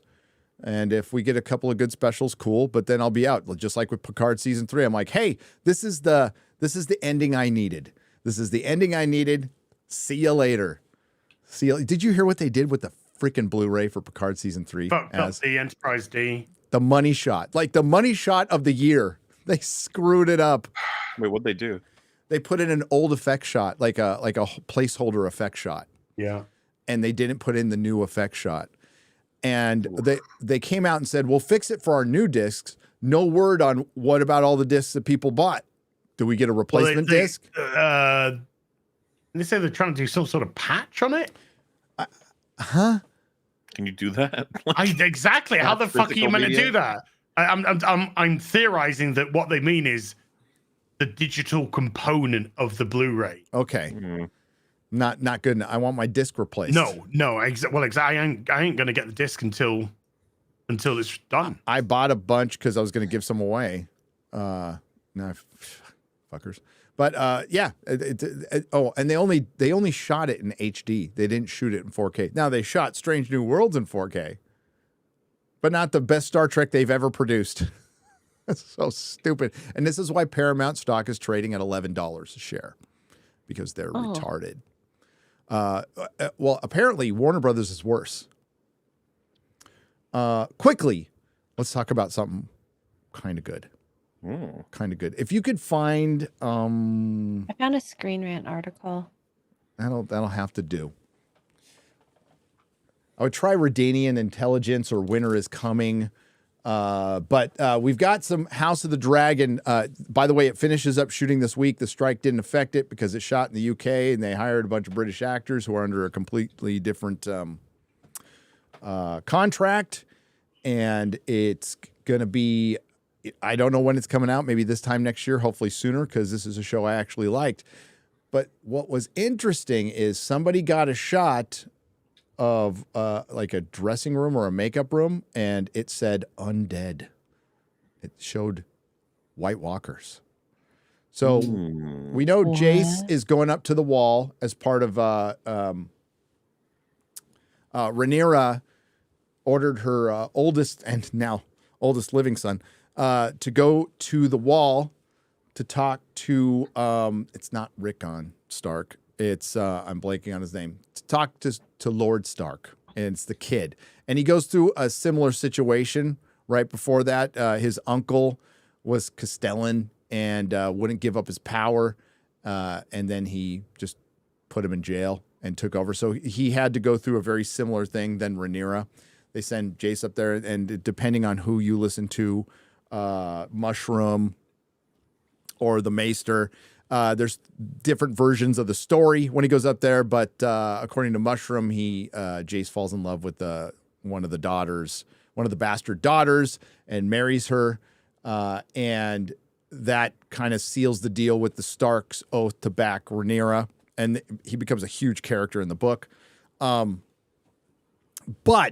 there's no mention of White Walkers and the others, which in the show they never called them the others. There's the Night King. And there's a lot of talk of the Night King. I'm conflicted about this because I'm fine with you maybe showing a little bit, maybe a flashback or something of the others and the Whites. I wish they would call them in this show the others. The way I lean way more into the books. In the books, there's no Night King. So I think the less they connect it to Game of Thrones, the better. I've always said that, Mahler. I'm just like, let this be its own story. But so this could be cool because we're going to see the wall. We're going to see the North again. But I don't know how the hell you bring the White Walkers and the others into this when they don't show up for a couple hundred years, unless they give it some backstory, maybe explain why the hell they're doing, because we don't know in the books. We have no idea why the others decided to wake up after thousands of years and raise the dead and attack the living. We don't know why. There's lots of theories. They have to do with the children of the forest, who might not be the good guys we think they are. And but right now we don't know. I don't know how they fit in, but it is kind of cool to go back to the North. Mahler, come on, a little bit. Yeah. Well, I have faith in the people who made this show, so yeah, I'll give them a chance, see what they're up to. Be fun. It would be fun. You can pull the article back up. I'll read it. I found another one that I don't know how good this is, but it talks about the White Walkers. Redanian Intelligence is the better website for finding spoilers. Redanian Intelligence. I've never even. It's a Witcher. It's a Witcher thing. Or Winter is Coming. House of the Dragon. Yeah, I can't find anything about that, but what about Dexter Toe? If it just talks about the leaks, that's fine. We can read it. Okay. I should have set it up. I know we're so busy looking for strike stuff. I was like paying attention to that all weekend, just reading all the strike articles, and I still don't know. Like we have no idea what the deal was. What I did hear real quick is the deal isn't far off from the one they offered a few months ago, which is just funny. House of the Dragon. Somebody said it was the best and final deal they were being offered. Yeah, the producers came out and said that, and that was kind of crazy for them to do, right? When they agreed on stuff, to come out and like kind of egg on the WGA. It wasn't really smart, but it was also them flopping their big old dick out on the table going, we control the money. So, yeah. Well, they do. Yeah. House of the Dragon Season 2 leaks suggest the return of the White Walkers in the sequel. Well, it's actually a prequel. A leaked photo from the sets of House of the Dragon Season 2 production from a source that goes by the name Redanian Intelligence has gone viral as it hints to the inclusion of the White Walkers into the plot. The leaked image is a snapshot of a makeup room that shows a collage of the undead on the wall in the background that has created, furthermore, a furor amongst fans waiting to lap up information on the closed-door filming of House of the Dragon Season 2. And they've been pretty good. Like, Game of Thrones sets were notoriously bad at allowing, like, people, towards the end of Game of Thrones, people were climbing up mountains with telephoto lenses to get shots. And the scripts always leaked. And HBO always accidentally put up an episode early. Do you remember that? Yeah. That was the good old days. It would be like HBO Spain accidentally put up, Hard Home early, which was awesome. Aiming for a 2024 release, House of the Dragon Season 2 is currently in the last stages of filming, after which it will go on into post-production. The popular prequel series, blah, blah, blah. Scroll down. Let's see if we see the picture. Boop. I'm looking at Reddit. It says, here we go. Tweet. I have the picture here. Okay. That's why she's the best producer on the planet. Asian lady. Me now when? Katana. That's not. Keep going. There's a picture of. No, go up. Right there. Oh, there we go. That's it. Katana's Japanese. Duh. Oh, God. It's Asian. I'm talking about the actual blade, you idiot. Yeah. Soul Blade. So. Hell yeah. I mean, like, again, it could be a flashback. It could be like 8,000 years ago, there was a long night. That'd be fucking awesome. I'd be fine with that. And I really liked how they, like Aegon's dragon dream. This is a huge spoiler for the book, by the way. It's all been confirmed that Aegon, we never knew why he decided to wake up one Aegon the Conqueror and conquer Westeros when he'd been there for a while. The Targaryens had been on that island for a while. And now we know why. He had a dragon dream of the White Walkers in the long night, and he etched it on that blade. I just hate that blade is what is where the assassin's blade, Mahler, the assassin's blade where Arya comes out of nowhere to kill the Night King. What a great storytelling decision that was. Fucking and well, you know why they told. Dan and Dave said, well, it was just too obvious for Jon to fight the Night King obvious. because we set it up. You know what's really obvious? The ring ended up in Mount Doom. That was just too obvious. So obvious. Yeah. God. And George is, Talking Thrones did a pretty good video breaking down, like, George has thrown so much shade at Dan and Dave over the last few years. But it's George's fault, too. George didn't finish the books. If George had finished the books, they probably would have had a direction to go. But they stopped talking to George after season 4. And if I was going to, like, I know Drinker did a great video. Drinker Fixes Game of Thrones. If I was to do one, I'd have to go back to the penultimate episode of season 4 and fix it from there. We'd have to fix the Tasha stuff. Lots to fix. Get Lady Stoneheart in. Yep. So funny they stole her as like too much to control when she was a thread ender. That's like what's good about her. Dude, take out the characters and fucking kill them. She's an amazing character. She's in a couple of chapters. She's basically in an epilogue, and it's fucking a great chapter. It's like one of the best like representations of pure revenge. Yep. Right. We didn't get to have it. So the Brotherhood without banners is no longer led by Lord Dondarrion, Beric Dondarrion. They're led by Lady Stoneheart, and they're much darker. As a matter of fact, half of the Brothers Without Banners left because she was too dark. She was too vengeful, even though it's Lady Stark. And they're living in caves now, and they are luring Freys in by saying, hey, we have a Frey hostage. Bring your bag of gold, and we'll give them in. And then when they lure them in, they just fucking kill them. And hang them, right? They hang them.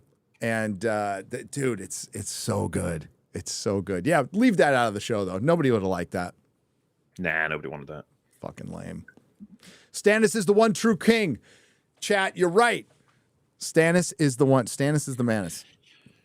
It's like it's at this point, it's just pick a card and pick a character, and they had a shit ending in that show. Stannis' ending sucked ass. Oh, it's fucking terrible. I thought they were baiting when they cut to black on his death. I was like, so he's not dead. Yeah. And you never see him again. It's like, no. I guess he died. And his character's just getting started at that point. Like, they're setting up this big thing, if we ever get it in the books. But like, his army is destitute. They're starving. They're in the freezing cold. Half of them don't have like structures to live in, and it looks like they're just going to get routed. And the way George does things, they're going to win their fight. They're just holed up in some little village. Stannis is staying in a tower. He's got Theon now as a prisoner, and Ramsay Bolton is going to go out and get him. They left Winterfell where they were safe, and he drew them out.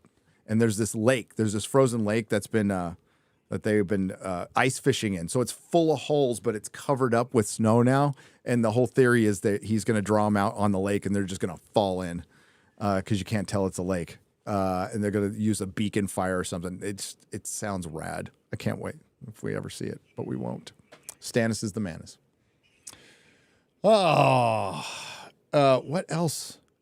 I just wanted to talk about something I gave a shit about. Oh yeah, Loki. We got to watch that Loki clip. Oh joy. It's the through the Loki through the years, right? On Marvel that you wanted. It's the latest one. I think it is Loki through the years where they show his audition. What's funny about this, what brought this to my attention was Charlie from Emergency Awesome made a video about this, and the video title is Loki Season 2 Destroys the MCU. And I don't think he meant it to sound like... I think he meant that in a fun way. In a fun way? And I'm like, he's stealing my titles. Fucker. I know. It's so funny because Loki Season 1 destroyed the MCU. And did you know Lysa Arryn, the actress who plays Lysa Arryn, is playing an older Sylvie in this series, Mahler? And she might be the big bad. Oldest Sylvie. Older Sylvie is played by the actress who played Lysa Arryn in Game of Thrones. I liked her. She was a nutcase. Yeah, But well, it works. It works though. Yeah. But again, this show is going to be about fucking Sylvie. That's the point. But they told us it's about Loki finding himself. Yeah, it's going to be about Loki. Yeah. Which Loki? We're gonna literally find himself in this show because fuck it. Well, they have him wearing his costume. It looks like that. Look here, hit play. That'll be a different version of him. No, they're gonna go back and fuck with older. It looks like they're gonna go back and fuck with Thor movies. Oh, no, that's horrible. Why not? Yeah. Everything else is dead. Yep. So I mean, we don't know. I have no idea. We'll find out in a week. Hit play. Let's see. Wait, is it out in a week? It's out in a week, right? Oh, God. Oh, right after Ahsoka. That makes sense. No, Yeah. I think there's actually overlapping. They overlap. So yeah, Ahsoka finishes and Loki starts. Yeah, it starts. It's a week from this Thursday. Wait, so that wouldn't overlap then, right? It does overlap. Yeah, It does. So, Yeah. well, not technically. Loki- Ahsoka will end on Tuesday. Loki starts on Thursday. Same Are week. they overlapping? Well, I mean, Well, it'll be the same same week. week. Same week. 2-day difference. All right, just Don't be so checking. literal, Mahler. I don't know if I was insane or not. I was like, am I? It is time no longer linear? No. No. Not in Loki. Not according to Batman. It overlaps for us. Okay, usually there's a week in between shows, and we have time to talk about them. It's like a bowl of spaghetti. I thought this was supposed to be the quiet time of our industry, so to speak. But nope, just keeps on churning. No, we just went through the quiet time.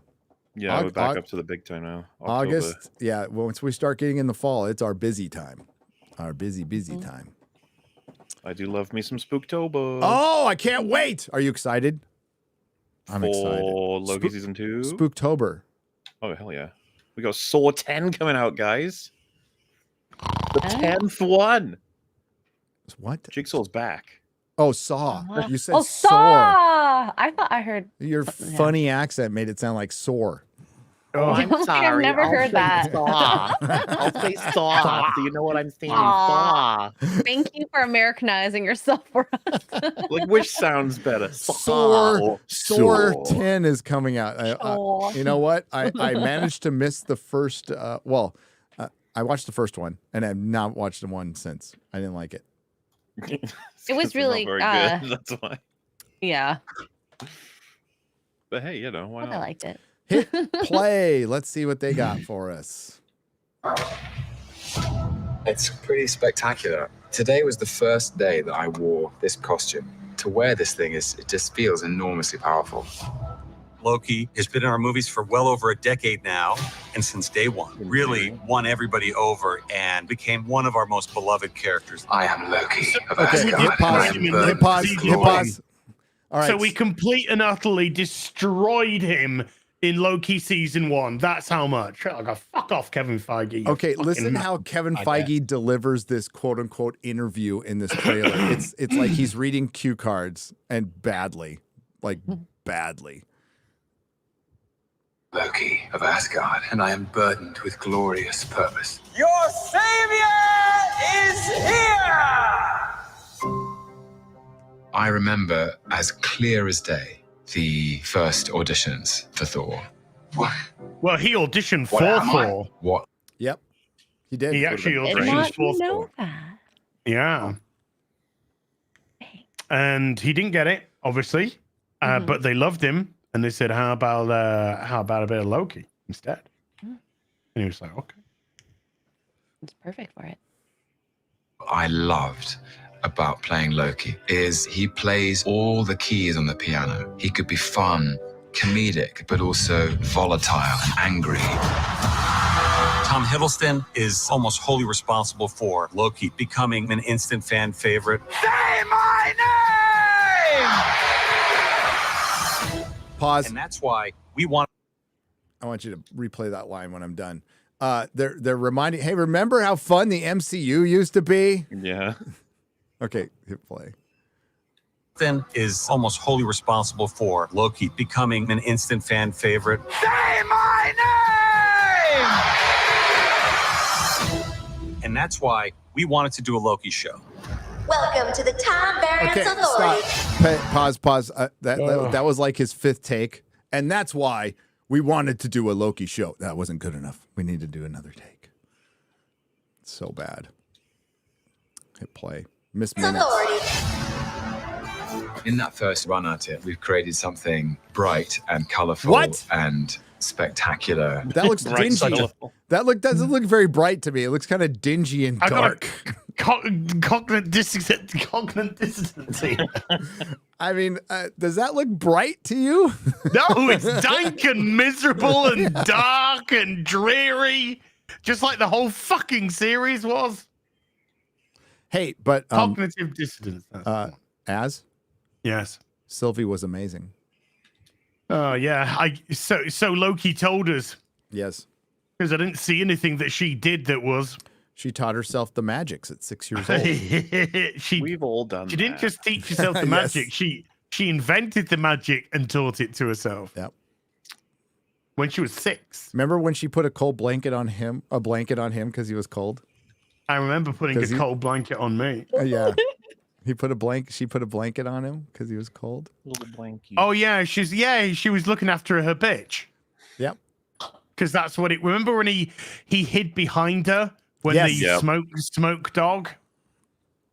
Yep. The purple smoke monster that eats time. Yes.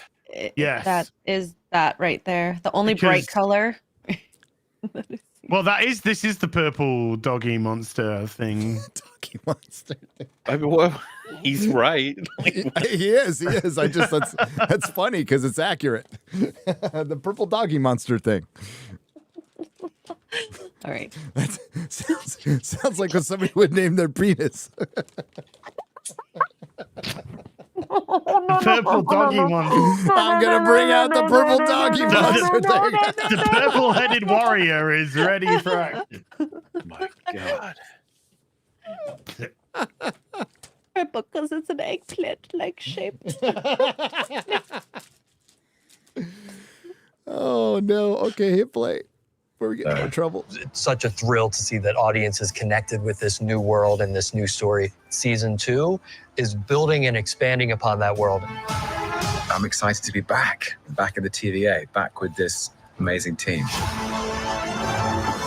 We get to go further and take bigger risks to create this endlessly fascinating box of tricks. And I feel excited and inspired about where we go next. Come on, you're the god of mischief. Always have been.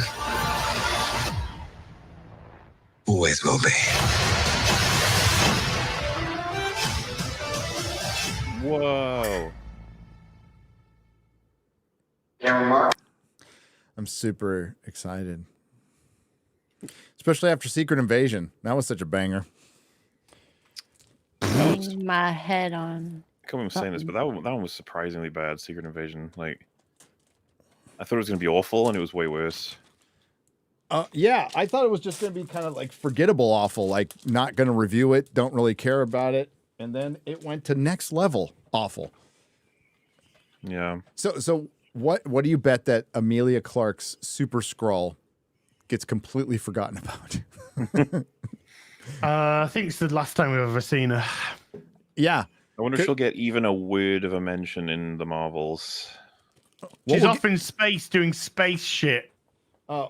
What's going to get mentioned first? The giant celestial in the middle of the ocean or Amelia Clark's Super Skrull? That's the question. Neither. All bets are off. All bets are off. All bets are off. But I think it's time we get some super chats. Do it. Do it now. Let's do it now.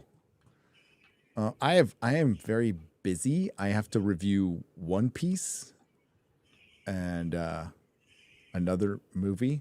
I guess we can just cut I was going to do a trailer reaction for Doctor Who, but Perry can just cut it out of this show and do it. Yeah. This is better with you guys anyway. It's better with you guys, better together, kind of like pineapple pizza. No, but yeah. Yes. I haven't had a pizza in Watch your step, lady. Nearly 300 days? No more, like over 300 days since I've had a pizza. You can make a version of it because you eat carbs, right? Yes. Some carbs with like naan or tortilla, and then put your toppings on top. Yeah. Cauliflower. I could do a tortilla. I have in the past had a tortilla pizza. They're good. You can have fun tortilla pizza. Or make it out of cheese, fry cheese, and put the toppings You on can top. you can make pizzas out of little English muffins, which are probably not called English muffins in England. So It's just muffins? They're called muffins. just like the English pound is not called an English pound. Yeah. What do you call the English pound in your country? The pound. No, that's what I went to Paris and had French onion soup. It was just onion soup. Onion soup. Mikey Gussler has returned. Mikey, what's up? $20. Says Mahler and Az. Motion capture may have started on The Last of Us 3 since the actress who plays Dina posted she's working on a top secret video game and used 3 emojis in her post. Naughty Dog are doubling down on what they did. Of course they are. They have no choice. Once you dive into that woke intersectional cesspool, it's really hard to get out. Good luck pushing a fucking Last of Us game with no Joel whatsoever and a broken Ellie and a company that has like no respect from the fucking fans in relation to the IP. Good luck. Good luck. Yep. That last one didn't. I mean, it had good sales like up front, and then they cratered, right? So as far as I know, yeah. Yes. How's Starfield doing? Good. Nobody's talking about it anymore. It's gone. Not since Az's rant. No, I cannot take credit for that. I'll give you credit. I killed Starfield. As killed Starfield confirmed. No, if anyone killed Starfield, it was Bethesda because a lot of people just look at this. A lot of people talking about how they just find it very difficult to get into the game. It's just boring. It really is. Like you play the game and there's no story. It's clunky. The buttons don't make sense. And like with all Cyberpunk, all the problems they had, at least I finished that game. Wow. I'm just wondering. At least with Cyberpunk, you have a city, and you can do something. And they've just put out a huge patch. I'm gonna give it a try. We'll see what it's like. But with Starfield, they're literally waiting on modders to make the worlds more interesting, and I don't know, but I just haven't had the compunction to get back on and play. It was kind of boring. Titan AE. Yeah. God, it's 23 years ago. WG has gifted 5 Nerdrotic memberships for $25. WG. Thank you, my friend. Sci-Fi Freak has given us $100. Cheers. The new Snow White movie was already told in live action movie Mirror Mirror by 20th Century Fox in 2012, and a live action movie Snow White and the Huntsman by Universal Pictures back in 2014. Both had her as be a girl boss, and nobody remembers those films. No, and I watched The Huntsman. I actually watched it. I didn't. I did. Hemsworth, wasn't it? Wasn't Hemsworth the Huntsman? Yeah, Hemsworth is in it. Yeah. It was good. It was okay to good. It wasn't great. I found it bland as shit. Could not tell you a thing about it. She's fucking awful. Is what she called Kristen Stewart. Yeah. She's such a wet fish. There is a report. I don't know how legit this is. There's a report saying that Zegler's been fired from Snow White. How can you fire somebody from a movie that's been shot? I thought Exactly. They'd have to redo the whole thing. No, that's bullshit. Remember when Ezra Miller was fired from The Flash? I think she was removed from Paddington 3 or something like that as a voice actor or something like that. But no, okay. So the Film Actors Guild strike is probably going to end within a week or two, right? And they have to hammer out language, but like Hollywood to start ramping up probably about mid-October, which means that we'll get Rachel Zegler wisdom on the red carpet for the fucking Hunger Games prequel thing. Oh, yeah. Soon. You interested in that? Anyone? No. Hunger Games, no. No. Couldn't care less. Shitty battle royale.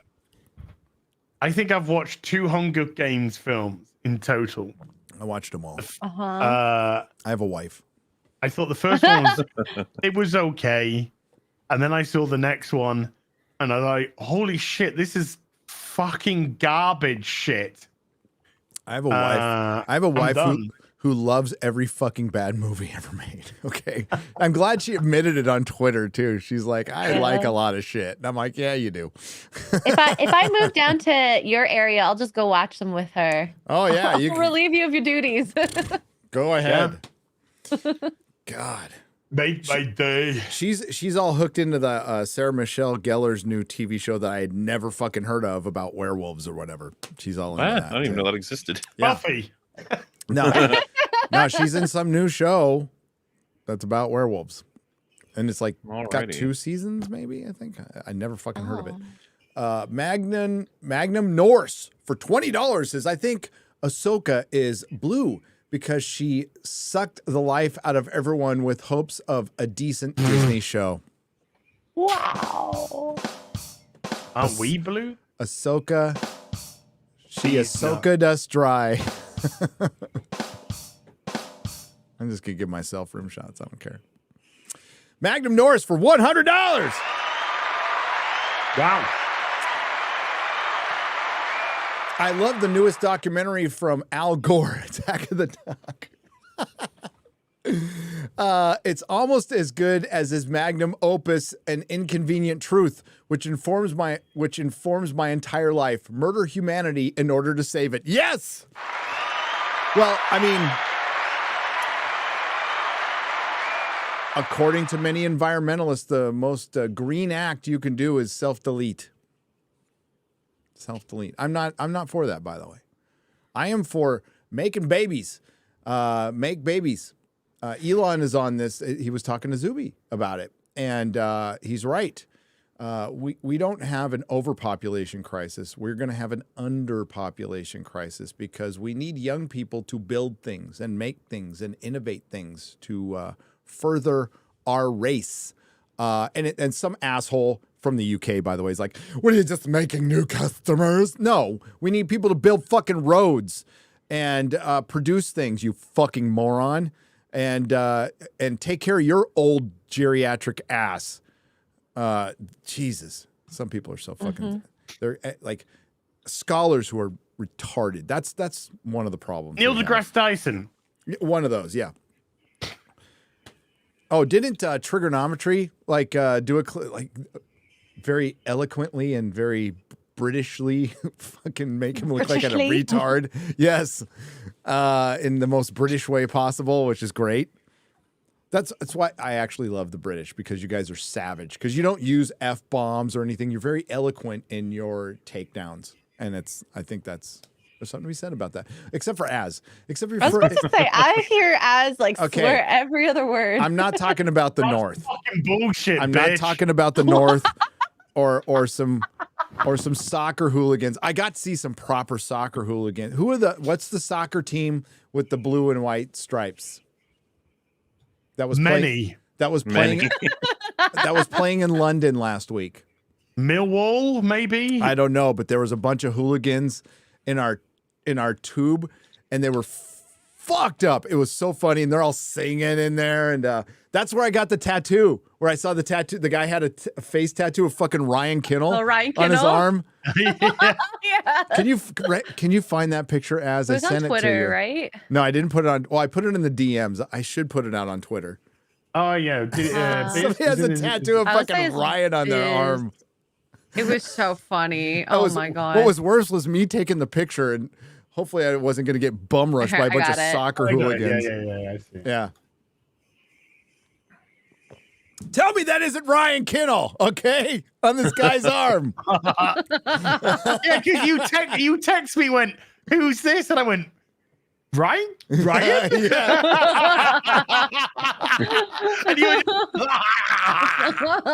I know. I was like, me and Melissa were laughing our ass off when we saw that. I'm like, I'm going to get a picture of it. So I'm like trying to zoom in without look like I'm taking a picture of this dude. With like the biggest phone ever, too. I know, with the biggest phone ever. Yeah, you got a fold. Yeah. Yeah. So, yeah, this is the size of my phone. All right. You know you made it when someone gets a tattoo of you on there. Ryan. Oh, yes. Yeah, Ryan's made it. He's made it.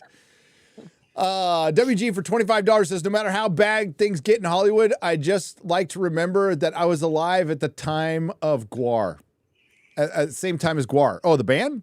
Yeah. Hell yeah. James Bursey for $20. G'day, Mahler.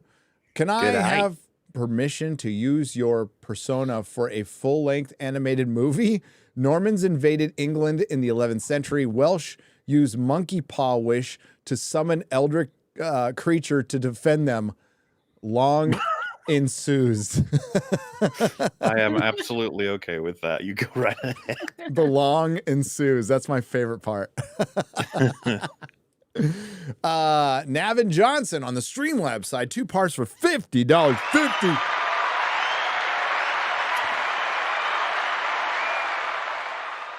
I'm gonna to go then. Did I read that right? Yeah, it's a very weird Is set it of is words. Is this a haiku or something? I don't know. I'm gonna to go then. Whoa. I don't need this stuff. I'm gonna go then, probably. I don't need this stuff, and I don't need you. I don't need anything except Star Wars is the only thing I need. I don't need you or you. Just this ashtray. Oh, yeah. Okay, this is from The Jerk. I got it, Navin. Sorry. It's Okay. Navin Johnson. How did I not get this? Sorry. No, it's my bad. I should have caught this. So in The Jerk, there's a great scene where he's leaving. He's like, I don't need you. I don't need anything. I just need this ashtray. And he starts taking stuff. It's a great scene. The Jerk is a great movie. So I'm going to start again. I'm going to go then. I don't need this stuff, and I don't need you. I don't need anything except Star Wars is the only thing I need. I don't need you or you. Just this ashtray and this paddle game. The ashtray and the paddle game. That's all I need. Star Wars, this ashtray, these matches, these remote controls, and the paddle ball, and this lamp. That's all I need. And that's all I need too. And I don't need one other thing. Not one other, except Marvel. I need Marvel. That's all I need. The Jerk. Navin Johnson. I was born a poor black child. I'm gonna get myself I've been told I've got a job next week. She said she'd give me a blow job. Such a good movie, dude.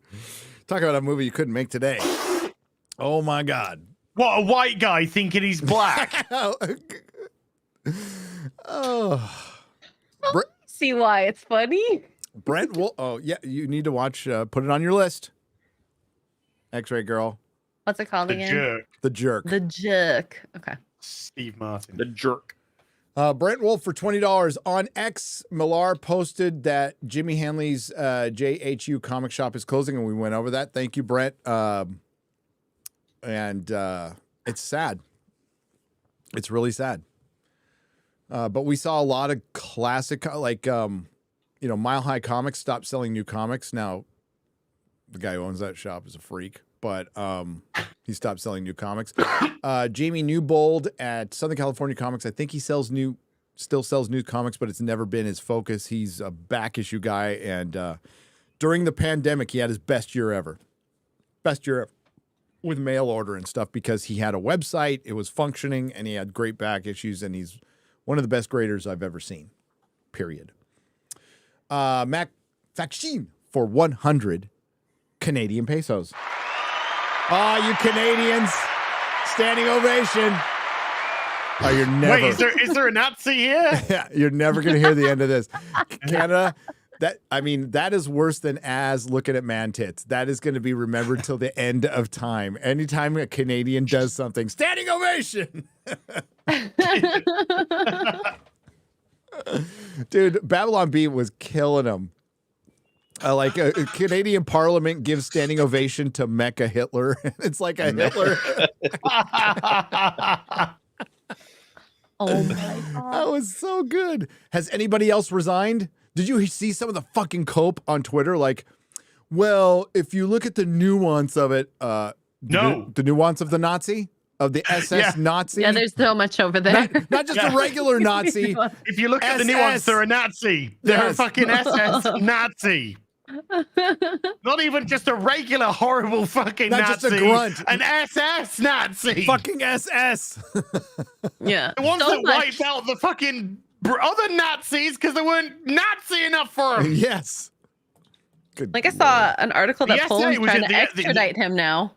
They took out the SAs. That Poland, didn't they? yeah. Fucking hell. Yeah, I'm surprised that the Mossad is not fucking kidnapping him right now. Because they fucking might. I'm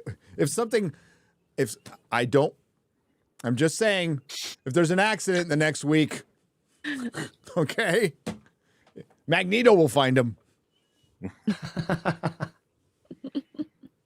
Okay. That guy's probably pissed. He almost like made it. Almost. What did Carl Benjamin say? He says it's genuinely funny that like Canadian Parliament gave a standing ovation to probably the last living Nazi. Oh God. Matthew Faxine for 100 Canadian pesos. Talking about comics, last weekend I was watching two of my favorite movies, Road to Perdition, ooh, good movie, and History of Violence, great movie. I never realized those films were based on graphic novels. They are. That blows my mind, and now I want to own those books and add them to my growing collection. Well, History of Violence, the art's kind of scratchy, but it's good. It's a good story. So I was thinking back to the mid-2000s, and what a kind of a golden age that was for comic adaptations. Early 2000s, mid 2000s. We got some shitty superhero movies. We got some good ones. But then we got some like out there adaptations that were fucking great. Like Sin City. Sin City, book to page, is probably the best adaptation of a comic book. It will never be matched. Ever. Frank Miller was involved in the production. The style about it, everything about it is fucking great. And you take that to Road to Perdition, History of Violence. There's other, and then you take it all the way to Dredd in 2012. Dredd, great fucking movie, man. Yeah.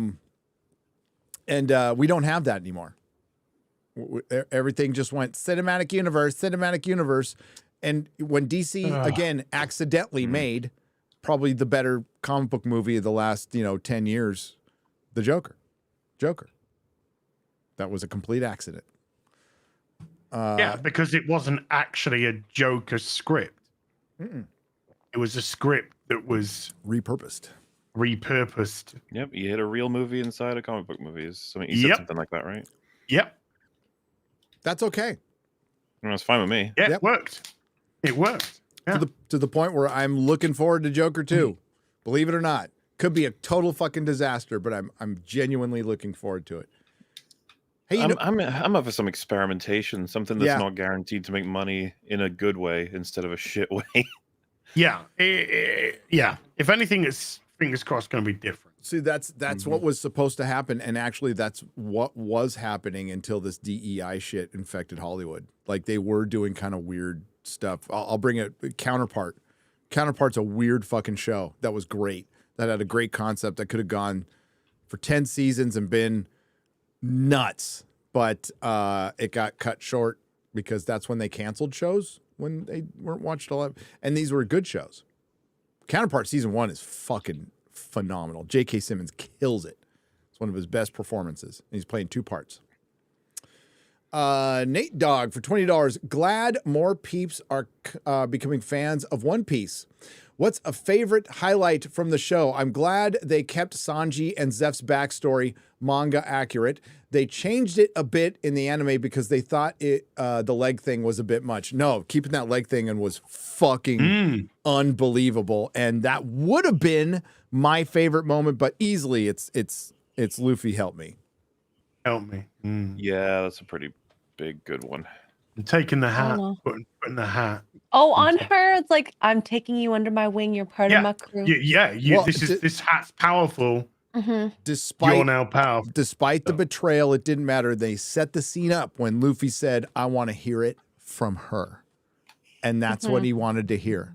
Help me. Because he knew that's what she needed. And then Luffy, because I've seen the anime scene. I've seen the clip in the anime scene. It's pretty good too. It's a lot more brutal. She stabs herself more and screams more. But I think it was just the music makes it perfect. And then you see Luffy like get genuinely upset. Like that's when he turns around, he's like upset. Like that they did this to my friend. That was the first time he's been That's like, what you. I'm gonna get someone. Yep, I'm gonna go get. When he says, "Of course I will," it comes across like he's pissed off that all this has happened. Yeah, like everything that's happened to her, he doesn't know anything about it, but he's just mad. And like this is Happy Luffy. You're right, Mahler, and the music gives it such weight. It's the best scene of the year. It's the best scene of the year by far. I also wanted to give props to like the fighting scenes. I mean, Gary did mention this, like, and then I noticed it way more, like no shaky cam. No shaky cam. Even the people who probably didn't fight as well, whatever camera or cinematography they did made it look like they fought very well or had power behind certain movement. So I love how effortlessly Sanji's using his kickboxing shit. He just comes right in and is doing it without any like. Just nailing it. Clarity and sincerity are the two big powers of that show, as far as I'm concerned.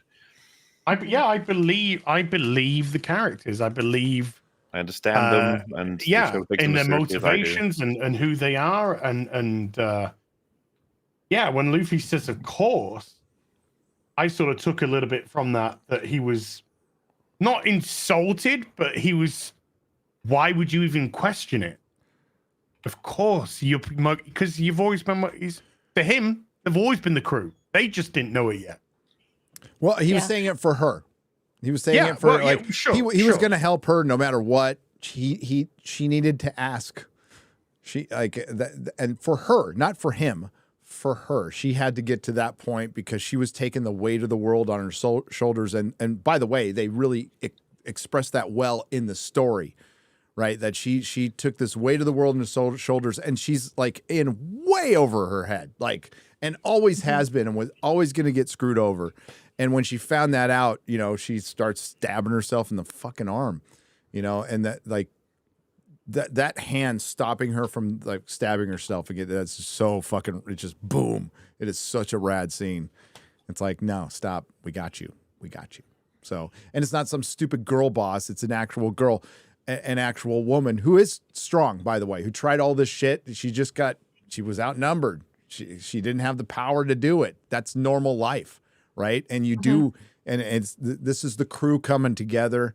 And then that money shot that kind of matches the anime scene where you got Zoro kind of sitting by his sword and Sanji smoking the cigarette and the music. Everything about that is perfect. And I think it's something that like really I kind of want to highlight is that she's strong, she's physically, but I think her mental strength and her capacity that she showed to be able to do the things that I don't want to get into spoilers, but to do the things that she needed to do to help who she had to prior to asking for help. Like that was huge. I don't think a lot of people can do that. Well, and there's a bunch of tells, if you go back and watch it again, that she's under immense pressure the entire time. She's always looking like she's about to kind of burst into tears. Yeah, she's about to explode, or you could tell that there was more. Because I didn't every know single the anime action has a whole village behind her, and that's what it's all based on. Yep. Yeah. Great character. She's a great character. Absolutely great character. Love that fucking show so much. I bought the soundtrack. I downloaded. Nice. Yeah, I've been listening to it. It's fucking magnificent. And that's the same people. That's the same people who did the music for The Witcher. Well, you know what? That's the one thing I didn't have a problem with is the music of The Witcher, except for the 2 songs for the last 2 seasons. The ball. But the soundtrack, the OST, I got no problem with it. Everything else sucks, except for poor Henry. Poor Henry tried. He could not save this. Like he's not. No. Hey, remember The Witcher? It just like aired like a couple of months ago. Not even a couple months ago, like a month and a half ago. Completely. No. Are you sure that happened? I don't remember. But you know what people are watching the shit out of on YouTube? One Piece that? clips, One Piece behind the scenes clips, the cast reacting to that stuff. People are watching the shit out of it. Yep. It's one of those shows. One of those shows, kind of popular. You need more. Yeah. Right. Enoch Maman on the Streamlabs side for $50.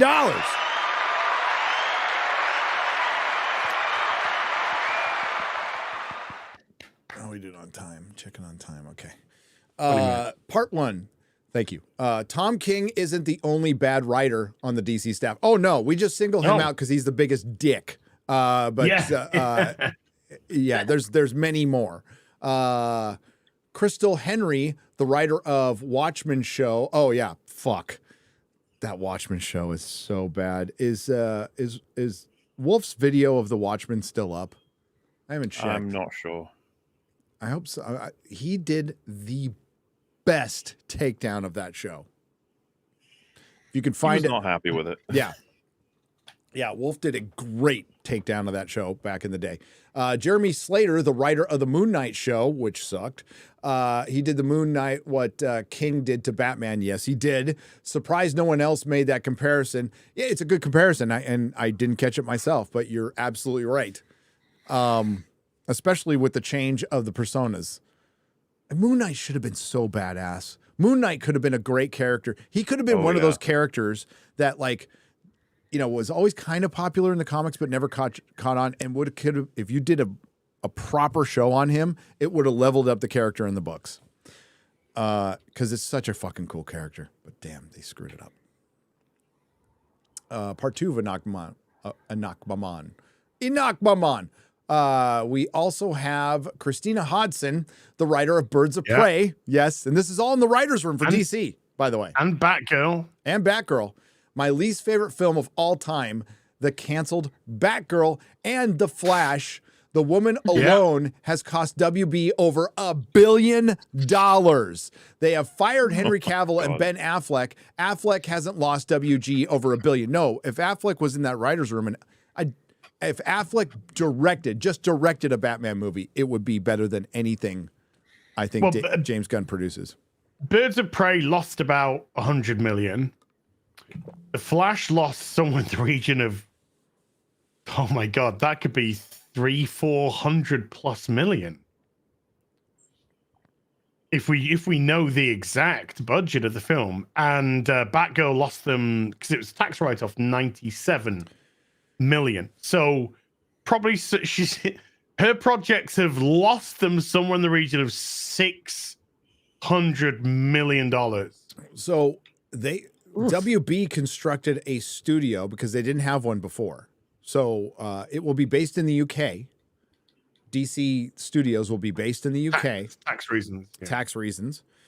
And they're setting money on fire. And I think that studio gets repurposed into Harry Potter within 2 years because I think they have a far better chance if they have JK involved and they do it accurate to the books and they remake a Harry Potter series that gets more into the books. That would be a massive hit, a massive, unbelievable hit.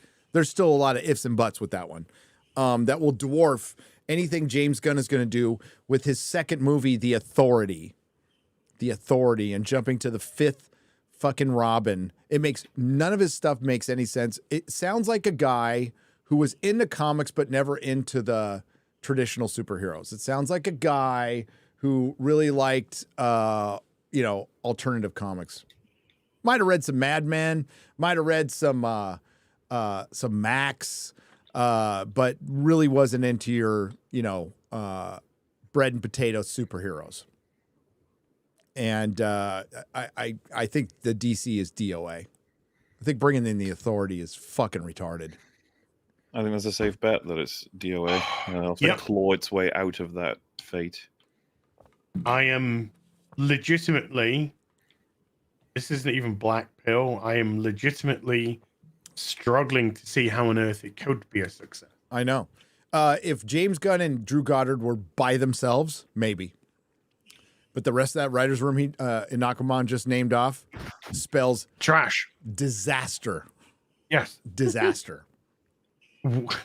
when you've got a track record of nothing but failure, how you think you're going to get a success.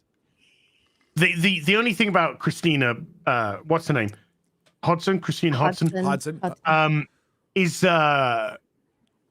Is Bumblebee was good. But that also didn't do well cinematically. Dude, Birds of Prey was such shit. Oh, he's absolutely. Yeah. My mate turned to me 45 minutes in, when this is the worst fucking movie I've ever seen in my life. And this is a normie. I was like, yeah. I mean, we say the CW thing a lot, but it genuinely looked like a CW show. Like it could have fit right in with the Flash. Well, look, as fan, as a legitimate fan, not this fucking horse shittery that we see online, fake fans, Wikipedia fans, people that put children's toys because they don't understand that actually fucking means something to you. When you put out something like Birds of Prey, and none of the birds of prey look like the birds of fucking prey, who exactly are you making this film for? We're going to make Black Canary black because she's got black in her fucking name. Huntress has got nothing to do with Helena Bertinelli as the Huntress. Harley Quinn is fucking swooning over a fucking sandwich. And she's wearing a balloon. Black Mask isn't Black Mask. You know what exactly are you expecting to get out of this fucking shit? Just want to point out David Ayer's version made about $500 million more. So $500 million more. Huh? And where did it fail? Oh, I don't know. Maybe it failed because, Well, that's not his cut. It's not even No. This Suicide... The first Suicide Squad still made money. Still made tons of money. Lots of money. I know. Oh, did, yeah.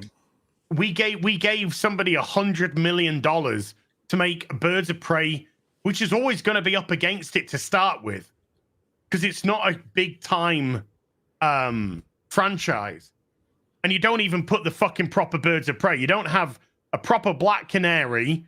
You don't have fucking a proper Huntress.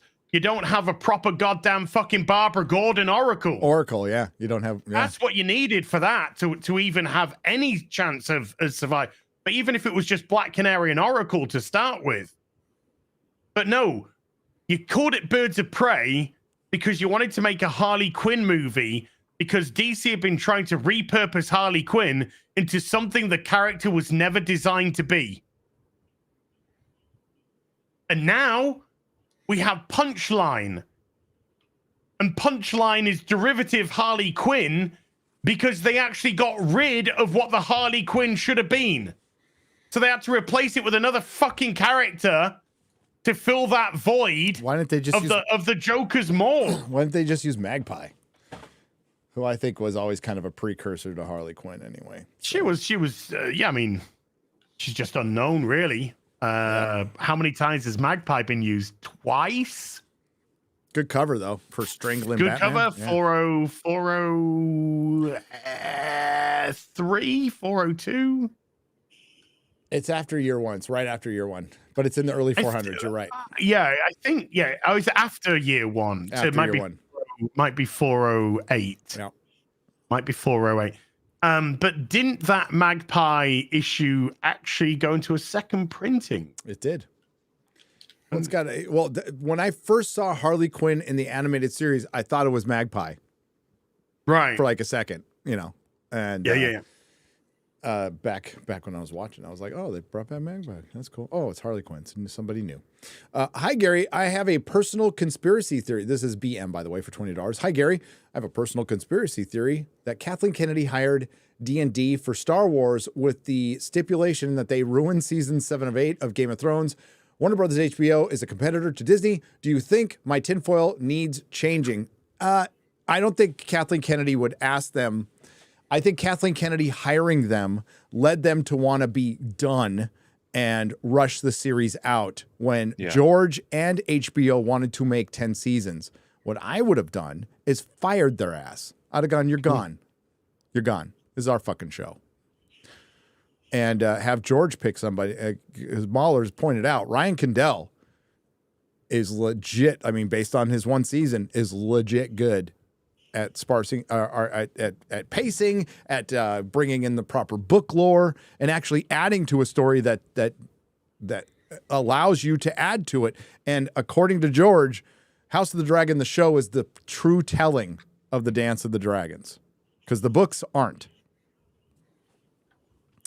But Mahler, you think they should have just fired him? And I know that we would have if we were in charge. They'd be fucking out. The second that, like, when you have your regular meetings and they're going from sort of bright-eyed and bushy-tailed and excited to tell the stories and they remember the lore back to front, all the way over to, yeah, I mean, we're going to wrap it up soon. I don't know. We got some stuff to... It's just like, oh, shit. These guys are probably not the people you should be getting to make this show anymore. Like, it's clear that they don't care. And it's so sad, too, because they clearly were like, we're moving on to bigger and better things. We want to make the next stuff. And it's like, guys, you're handling what could have been the greatest TV show of all time with the greatest ending of all time. Instead, you fumbled it completely, and it's now famed as one of the worst, and people struggle to recommend it, even the good stuff, because it's so marred by the bad stuff.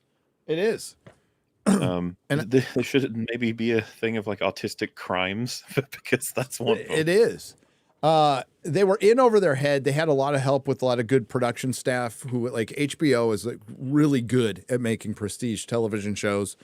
And that covered for, and they also had George's stuff to adapt, and George was there to help them once they were on their own. They sucked. And you know what's funny is David Benioff, D.B. Weiss, one of the two, went to the same school as Joss Whedon. Went to school with Joss in the UK, and apparently there's some writing teacher, that has like a clique of students that she finds the most talented that she keeps around her, and Joss was part of that. DB, one of it's either Dan or Dave, not sure which one. And there's another writer, I can't remember his name now, that all came from the school and did really well. Except turns out that we're getting the first Dan and Dave thing since Game of Thrones on Netflix. It is an adaptation of the three world problem. Three body problem. Three body problem. That's it. Yeah. It's an adaptation of a Chinese fantasy. We'll see how they do. Good luck with that. They've had that next Netflix deal for 4 years, and they came out with one thing. It's more than JJ. Oh. Could you pull up that tweet real quick, X-Ray Girl? I put a tweet this morning. You don't need to read the article. It's fucking Collider, so it'll be garbage. Ain't that the truth? Just read the headline because I thought it was funny. This one? Right, that one right there. J.J. Abrams isn't the savior the sci-fi genre expected. A little late to this party. Been? Yeah. They've been shilling for Access Media. Yep. So this is the site and the podcasts and stuff that would back this guy to the hilt, like all day long. All of a sudden, like 10 years too late to the party. Garrett mentioned that. I'm just like, the party is so fucking over. Like, the house has been sold and it's an Airbnb now. Like, it's fucking it's pathetic that they finally turned on him this late in the game. Maybe it was AI who wrote it. I don't fucking know, and I don't care. But you guys are right. Again, just pat yourself on the back. You deserve it. You're right. You took a lot of abuse for pointing out that this guy's like full of shit. By the way, he got his deal canceled from Warner Brothers, and I doubt they'll pick it back up again. I highly doubt, because he produced nothing for them, and he's produced nothing. I don't even think his name was on Mission Impossible anymore. Is Bad Robot part of? I don't think so. Not the latter one, no. No, I don't think the last one had Bad Robot on it. I think there was a rumor out there that he might want to redo Kroll. Fuck off, Jar Jar. Keep telling us you have no ideas. Right? Keep telling us you have no ideas at all. We're going to remake this. We're going to repurpose that. We're going to bring this back. How about something new? No. Malicious, no. Lord Baratheon for $49.99. Did you guys see that Marvel released a deleted scene from Loki season 1 and it's Loki turning Thor into a frog? Oh, I've seen that. I've seen it. Mm-hmm. Also, thoughts on the rumors that Sam Raimi is directing Secret Wars. Sam, don't do it. Sam, I love you. Sam, there's too many times you can make a really shit Marvel movie before people start wondering what the hell you're doing. Sam, make an Ash versus Evil Dead animated series or something. Do something. Make it, I don't know, just do something original. I was talking to my son about Darkman the other day. He's like, Darkman's just the shadow, isn't it? I'm all, yeah, pretty much. It's a great movie, though. Darkman's the shit. Yeah, don't do it, Sam. Secret Wars is gonna be trash. Marvel is trash. Marvel's dead. Marvel is dead. You can't be this big. You can't be as big as Disney and change on the fly. And they've got too many things in motion. They have to release Ironheart. They have to release Echo at some point. This Agatha Harkness show is coming. Did you hear about Echo? I don't hear much about Echo. But it's lost an episode.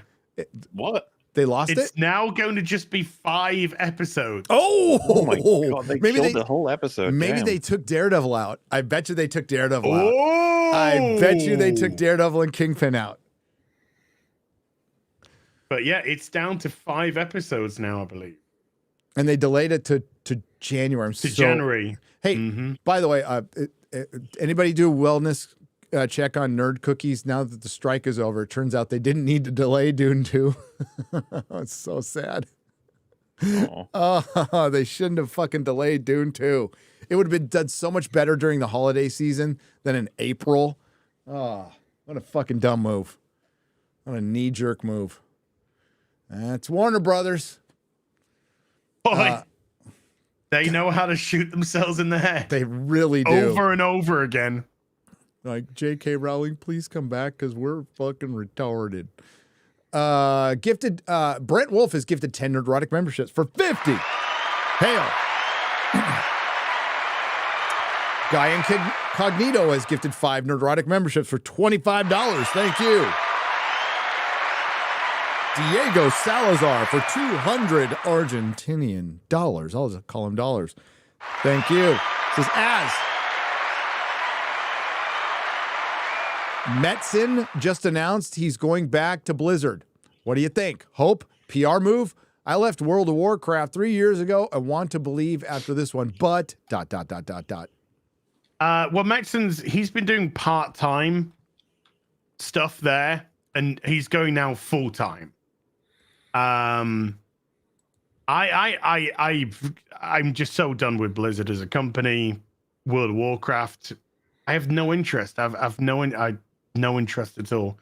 I think it's more for PR, and I think it's more because obviously Metzen does have a lot of goodwill with folks there. But I think WoW's essentially lost its audience now. It's done. I mean, it's just got its hardcore there. You're not bringing new players on. But Blizzard are a trash fucking company. Activision Blizzard trash company. Time for new stuff like Witcher 3. Yeah, I heard the Film Actors Guild is going on strike for video games. That's a real bummer. I won't be able to play Witcher 3. No. That was just a joke, by the way. No. But no, you are right. But there is a massive thing to quantify it. The US. Yes. Ain't going to stop game production anywhere else. Japan, UK, France, also ain't going to affect anywhere else. Just Americans shooting themselves in the foot again. American game industry, just like the fucking TV, the writers, are they coming out strong here? No. They're coming out in diminished numbers. Yep. Big time diminished numbers. Contracts have been cancelled all over the place because you went on strike. And companies have got themselves out of so much shit because of your fucking greed. And it is greed because the writers that we've seen and the quality of product that we've seen doesn't match up to anything equating what they're actually being paid, because they're being paid good money. Was it an average of $6,000 a week? Well, yeah. I mean, I think the average median writer's salary was somewhere around $130,000 a year. Huh? Yeah. Not bad. Doing all right. Doing all right. So, well, doing over about 12 grand, about $3 grand a week, 12 grand a month. Yeah, actors were getting like it depends, but around $8,000 a week while they were working. And you just save it, you know? Corey Stiggin for $2 says, Mahler, do you play Dead by Daylight? Wait, say that again. Dead by Daylight. Do I play it? Yeah.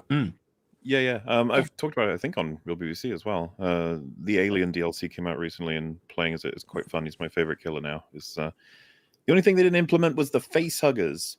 Don't see how you don't do that. Lay eggs, let them go after people or whatever. But no, you just mainly have the tail whip, the bite, the running around, the coming through walls and stuff. It's fun stuff. I recommend it. If you're into Dead by Daylight and like Alien, same stuff. Your favorite red crayon for 10 British pounds, proper money. Anyway, I hope the toy maker, if it is him, they announced it is him.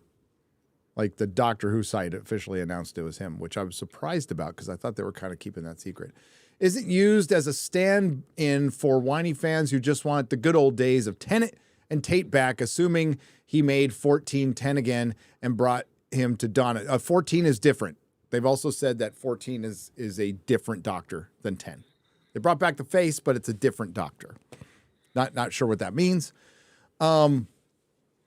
They need to really get back to the good old days. They really need to remind people why you love this show before they harken on to the shooty era, which I think is going to be filled with identity politics. But we'll see. We'll see. I think it's too little, too late. Well, they missed a trick with the regeneration. Mm-hmm. When she regenerated, it should have actually degenerated. Yeah, and I don't mean that disrespectfully. I mean it should have degenerated. She should have gone back into Capaldi, which would have gone back into Matt Smith, which then went back into 10. That's how they should have dealt with that regeneration. You know what that helped? You know what that helped me scene reminded me of as when Clara betrays the 12th Doctor by tossing the keys, the TARDIS keys into the volcano. Mm-hmm. Yeah, there was a Luffy sort of Why would I let something as little as you betray me? Man, good scene. What a guy. Gary and Az, what Tolkien YouTube channels do you watch? It seems like they all shilled for Amazon's Rings of Power. Who of them didn't? Men of the West. I don't watch any. I watch Gary. Cheers. Men of the West. He tried to give it a chance, but he was just like, nah. But he was nice about it. Yoyston is a nice guy. So, Men of the West. Lynn Jones for $10. Thanks for buying the books. Guys, it's paying for our trip to England. That is Lynn Jones, Mrs. Kelly Jones. Kelly Jones's wife. Mm-hmm. Thank you, Lynn. Enjoy your trip to the UK. It's pretty cool over there. Gonna get everything signed. Oh, it's pretty hot, including my dick. Oh yeah.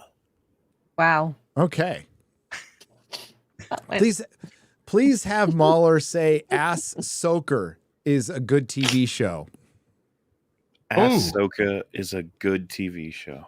Oh, we just clipped that. Oh, that just got clipped. Hey, man, if I played too much of that Lies of P game, they encourage you to lie throughout the whole game. So. Beard for $2 says only fools and tyrants say the right side of history. Yep.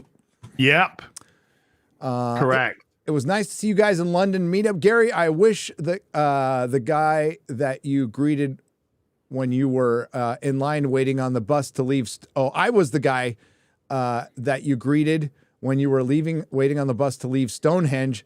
That was such a letdown. The ice cream truck made bank. Yes, it does. Basil. Yeah, I saw you. Dude, that was fucking, I was so pissed. Az, see you in 2025. God bless you. You're awesome, says Basil 578 for $2.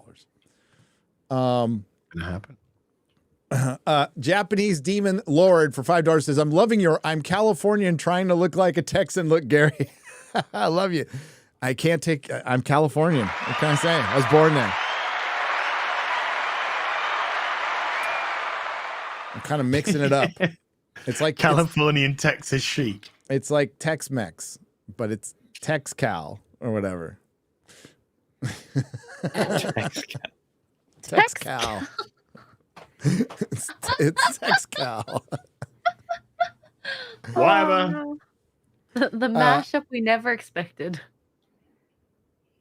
Hey, Gary, did you watch Russell's new video about censorship and independent media through TNI Trusted News Initiative? The UK minister is also part of a disinformation campaign who's connected to the military. Really disturbing, but not surprised. Create Nature on the Streamline side for $10. Yes. It was a coordinated event, and these things come from the government, as we found out from the Twitter sale. There are 3-letter agencies from our government working within these companies and telling them to rob us of we have rights here. We have rights, including a right to free speech. It's the First Amendment, and they are actively trying to take that away from us. Like and that I mean, can't sue the government, can't stop the government, and now the government's doing this stuff right in our face because they're fucking arrogant. And the only thing we can do is hopefully vote them out if we can even trust that institution anymore. And I hope that's the way it happens, because that's the peaceful way. You know, America has been peacefully transferring power, maybe sometimes a little less peacefully than others, over the past 200 plus years. But that is now in danger because the political class, that's the elitist, the political class does not have to obey the same rules as you and I. We need to eat bugs, live in boxes, wear gray suits, and be happy about it, which I won't be. I said it before, and I'll say it again. You guys should watch the Fountainhead 1949. You'll see how Ayn Rand was way ahead of her time. It's about artistic integrity and cancel culture. I will watch it. I know of the Fountainhead. Thank you, Colin Rich, for $9.99. We'll get the rest watch The Prisoner. Watch The Prisoner. Watch The Prisoner TV series from 1967. It is so prevalent today as it was back then, because Absolutely. history, folks, has a big thing about repeating itself when you don't learn the lessons of it. Absolutely. Fucking great show, by the way. Oh. Mm-hmm. It's on the list. All right. We're going to wrap things up. I'll get the rest I want to watch it with you. Get the rest on a square up. I'm going to get back to work after this. What I got coming up? We got Paul Chato. Oh, it's a good week to have Paul Chato on. It is. Yeah, Rider Strike coming to an end. Yeah. Yep. So, yeah, Paul Chato will be on Friday Night Tights. I'll be working on a couple videos. Just released one yesterday. Thanks for checking it out. I do appreciate it. And yeah, thank you. We've got Loki and we got Ahsoka and Loki, and yes, I am doing a video on One Piece. I am absolutely going to do a video on One Piece. I'm going to take my time with it, but it's already been a month. Don't care. Az, what you got coming up? Tomorrow, Ahsoka These Nuts review, and maybe some Cyberpunk 2077. Yeah, we'll see. We'll see. Yeah. And check out my latest video. Came out yesterday. It's a good one. I react to DSP reacting to my viral Starfield rant. But as ever, with a video like that, things are a little bit more complicated than they appear. DSPception. A lot of good feedback from people as regards to that. A lot of people messaging me saying that it really made them laugh. So yeah, it's a fun video. It's a fun video. So camera's on the whole time, huh? Oh, the camera was on the whole time. Whoops. Mahler, what do you got coming up? You know what? Ahsoka episodes. That's the main thing on the old Moolah channel. A cluster of them are going to be coming out soon because I'm editing them at the same time as Fringy, so we're taking like different ones each. But yeah, you know, we've only up to 3 so far, so 4, 5, and 6 are on their way, and 7's coming out tonight. Gosh, we're so lucky, aren't we? Can I just watch One Piece instead, or something else? Watch Alice in Borderland, dude. Buffy. Yeah. Watch Alice in Borderland. I'll watch Alice in Borderland. Watch some Doctor Who again. I'm gonna. I'm good this past week. I have problems doing that. I don't know. I'm gonna all roads watch. lead to the Timeless Children, just like all roads lead to Jake Skywalker. Yep. I'm gonna watch. No One Can Save You. Is that what it's called? No One Will Save You. It's a Hulu movie. Yeah. No Heard some good things about it, so I'm gonna give that a watch over the next 24 hours. Is it red? It's red. Ooh. No, there's gray in it. There's gray aliens. Ew. Gray aliens. Oh. Based gray aliens, apparently. Apparently based gray aliens. So, like, man, speaking my language right there. They're like, taxation is theft. Take us to your leader. It's like, yes. Take us to your place of decentralized power. What are you talking? What are you talking, baby? You aliens are all right. Yeah. My kind of aliens. That sounds like a Leslie Nielsen type line that would be given in like a scary movie thing. Yeah. You aliens aren't so bad. May he rest in peace. R.I.P. Yeah, I know. R.I.P. Leslie. Exodus Agu. What do you got coming up? Tonight we have Shad on Dad Cast, so that's going to be really fun on Poor Choices. We're going to be talking about. He's been very vocal recently about just wanting to inspire young men and women to, make good choices. Not the poor ones, but so that'll be 8 p.m. Eastern. Yeah. So make good choices on poor choices. I'm a little confused. But it's spelled P-O-U-R. It's different than P-O-O-R. A misnomer. Idiot Gary. I always make poor choices. You see me at meetups. Yep. Oh, wait till you get to Wisconsin when all they do is drink. Oh, that's all they do. It's going to be basically like all the British people. I'm scared. Yep. But I'm not leaving the night, the day after. So that'll be good for that's probably good. my sanity. All right. Gonna be a hard out on this one. So bye everybody. Be good to each other. Bye, Boo. Make good choices.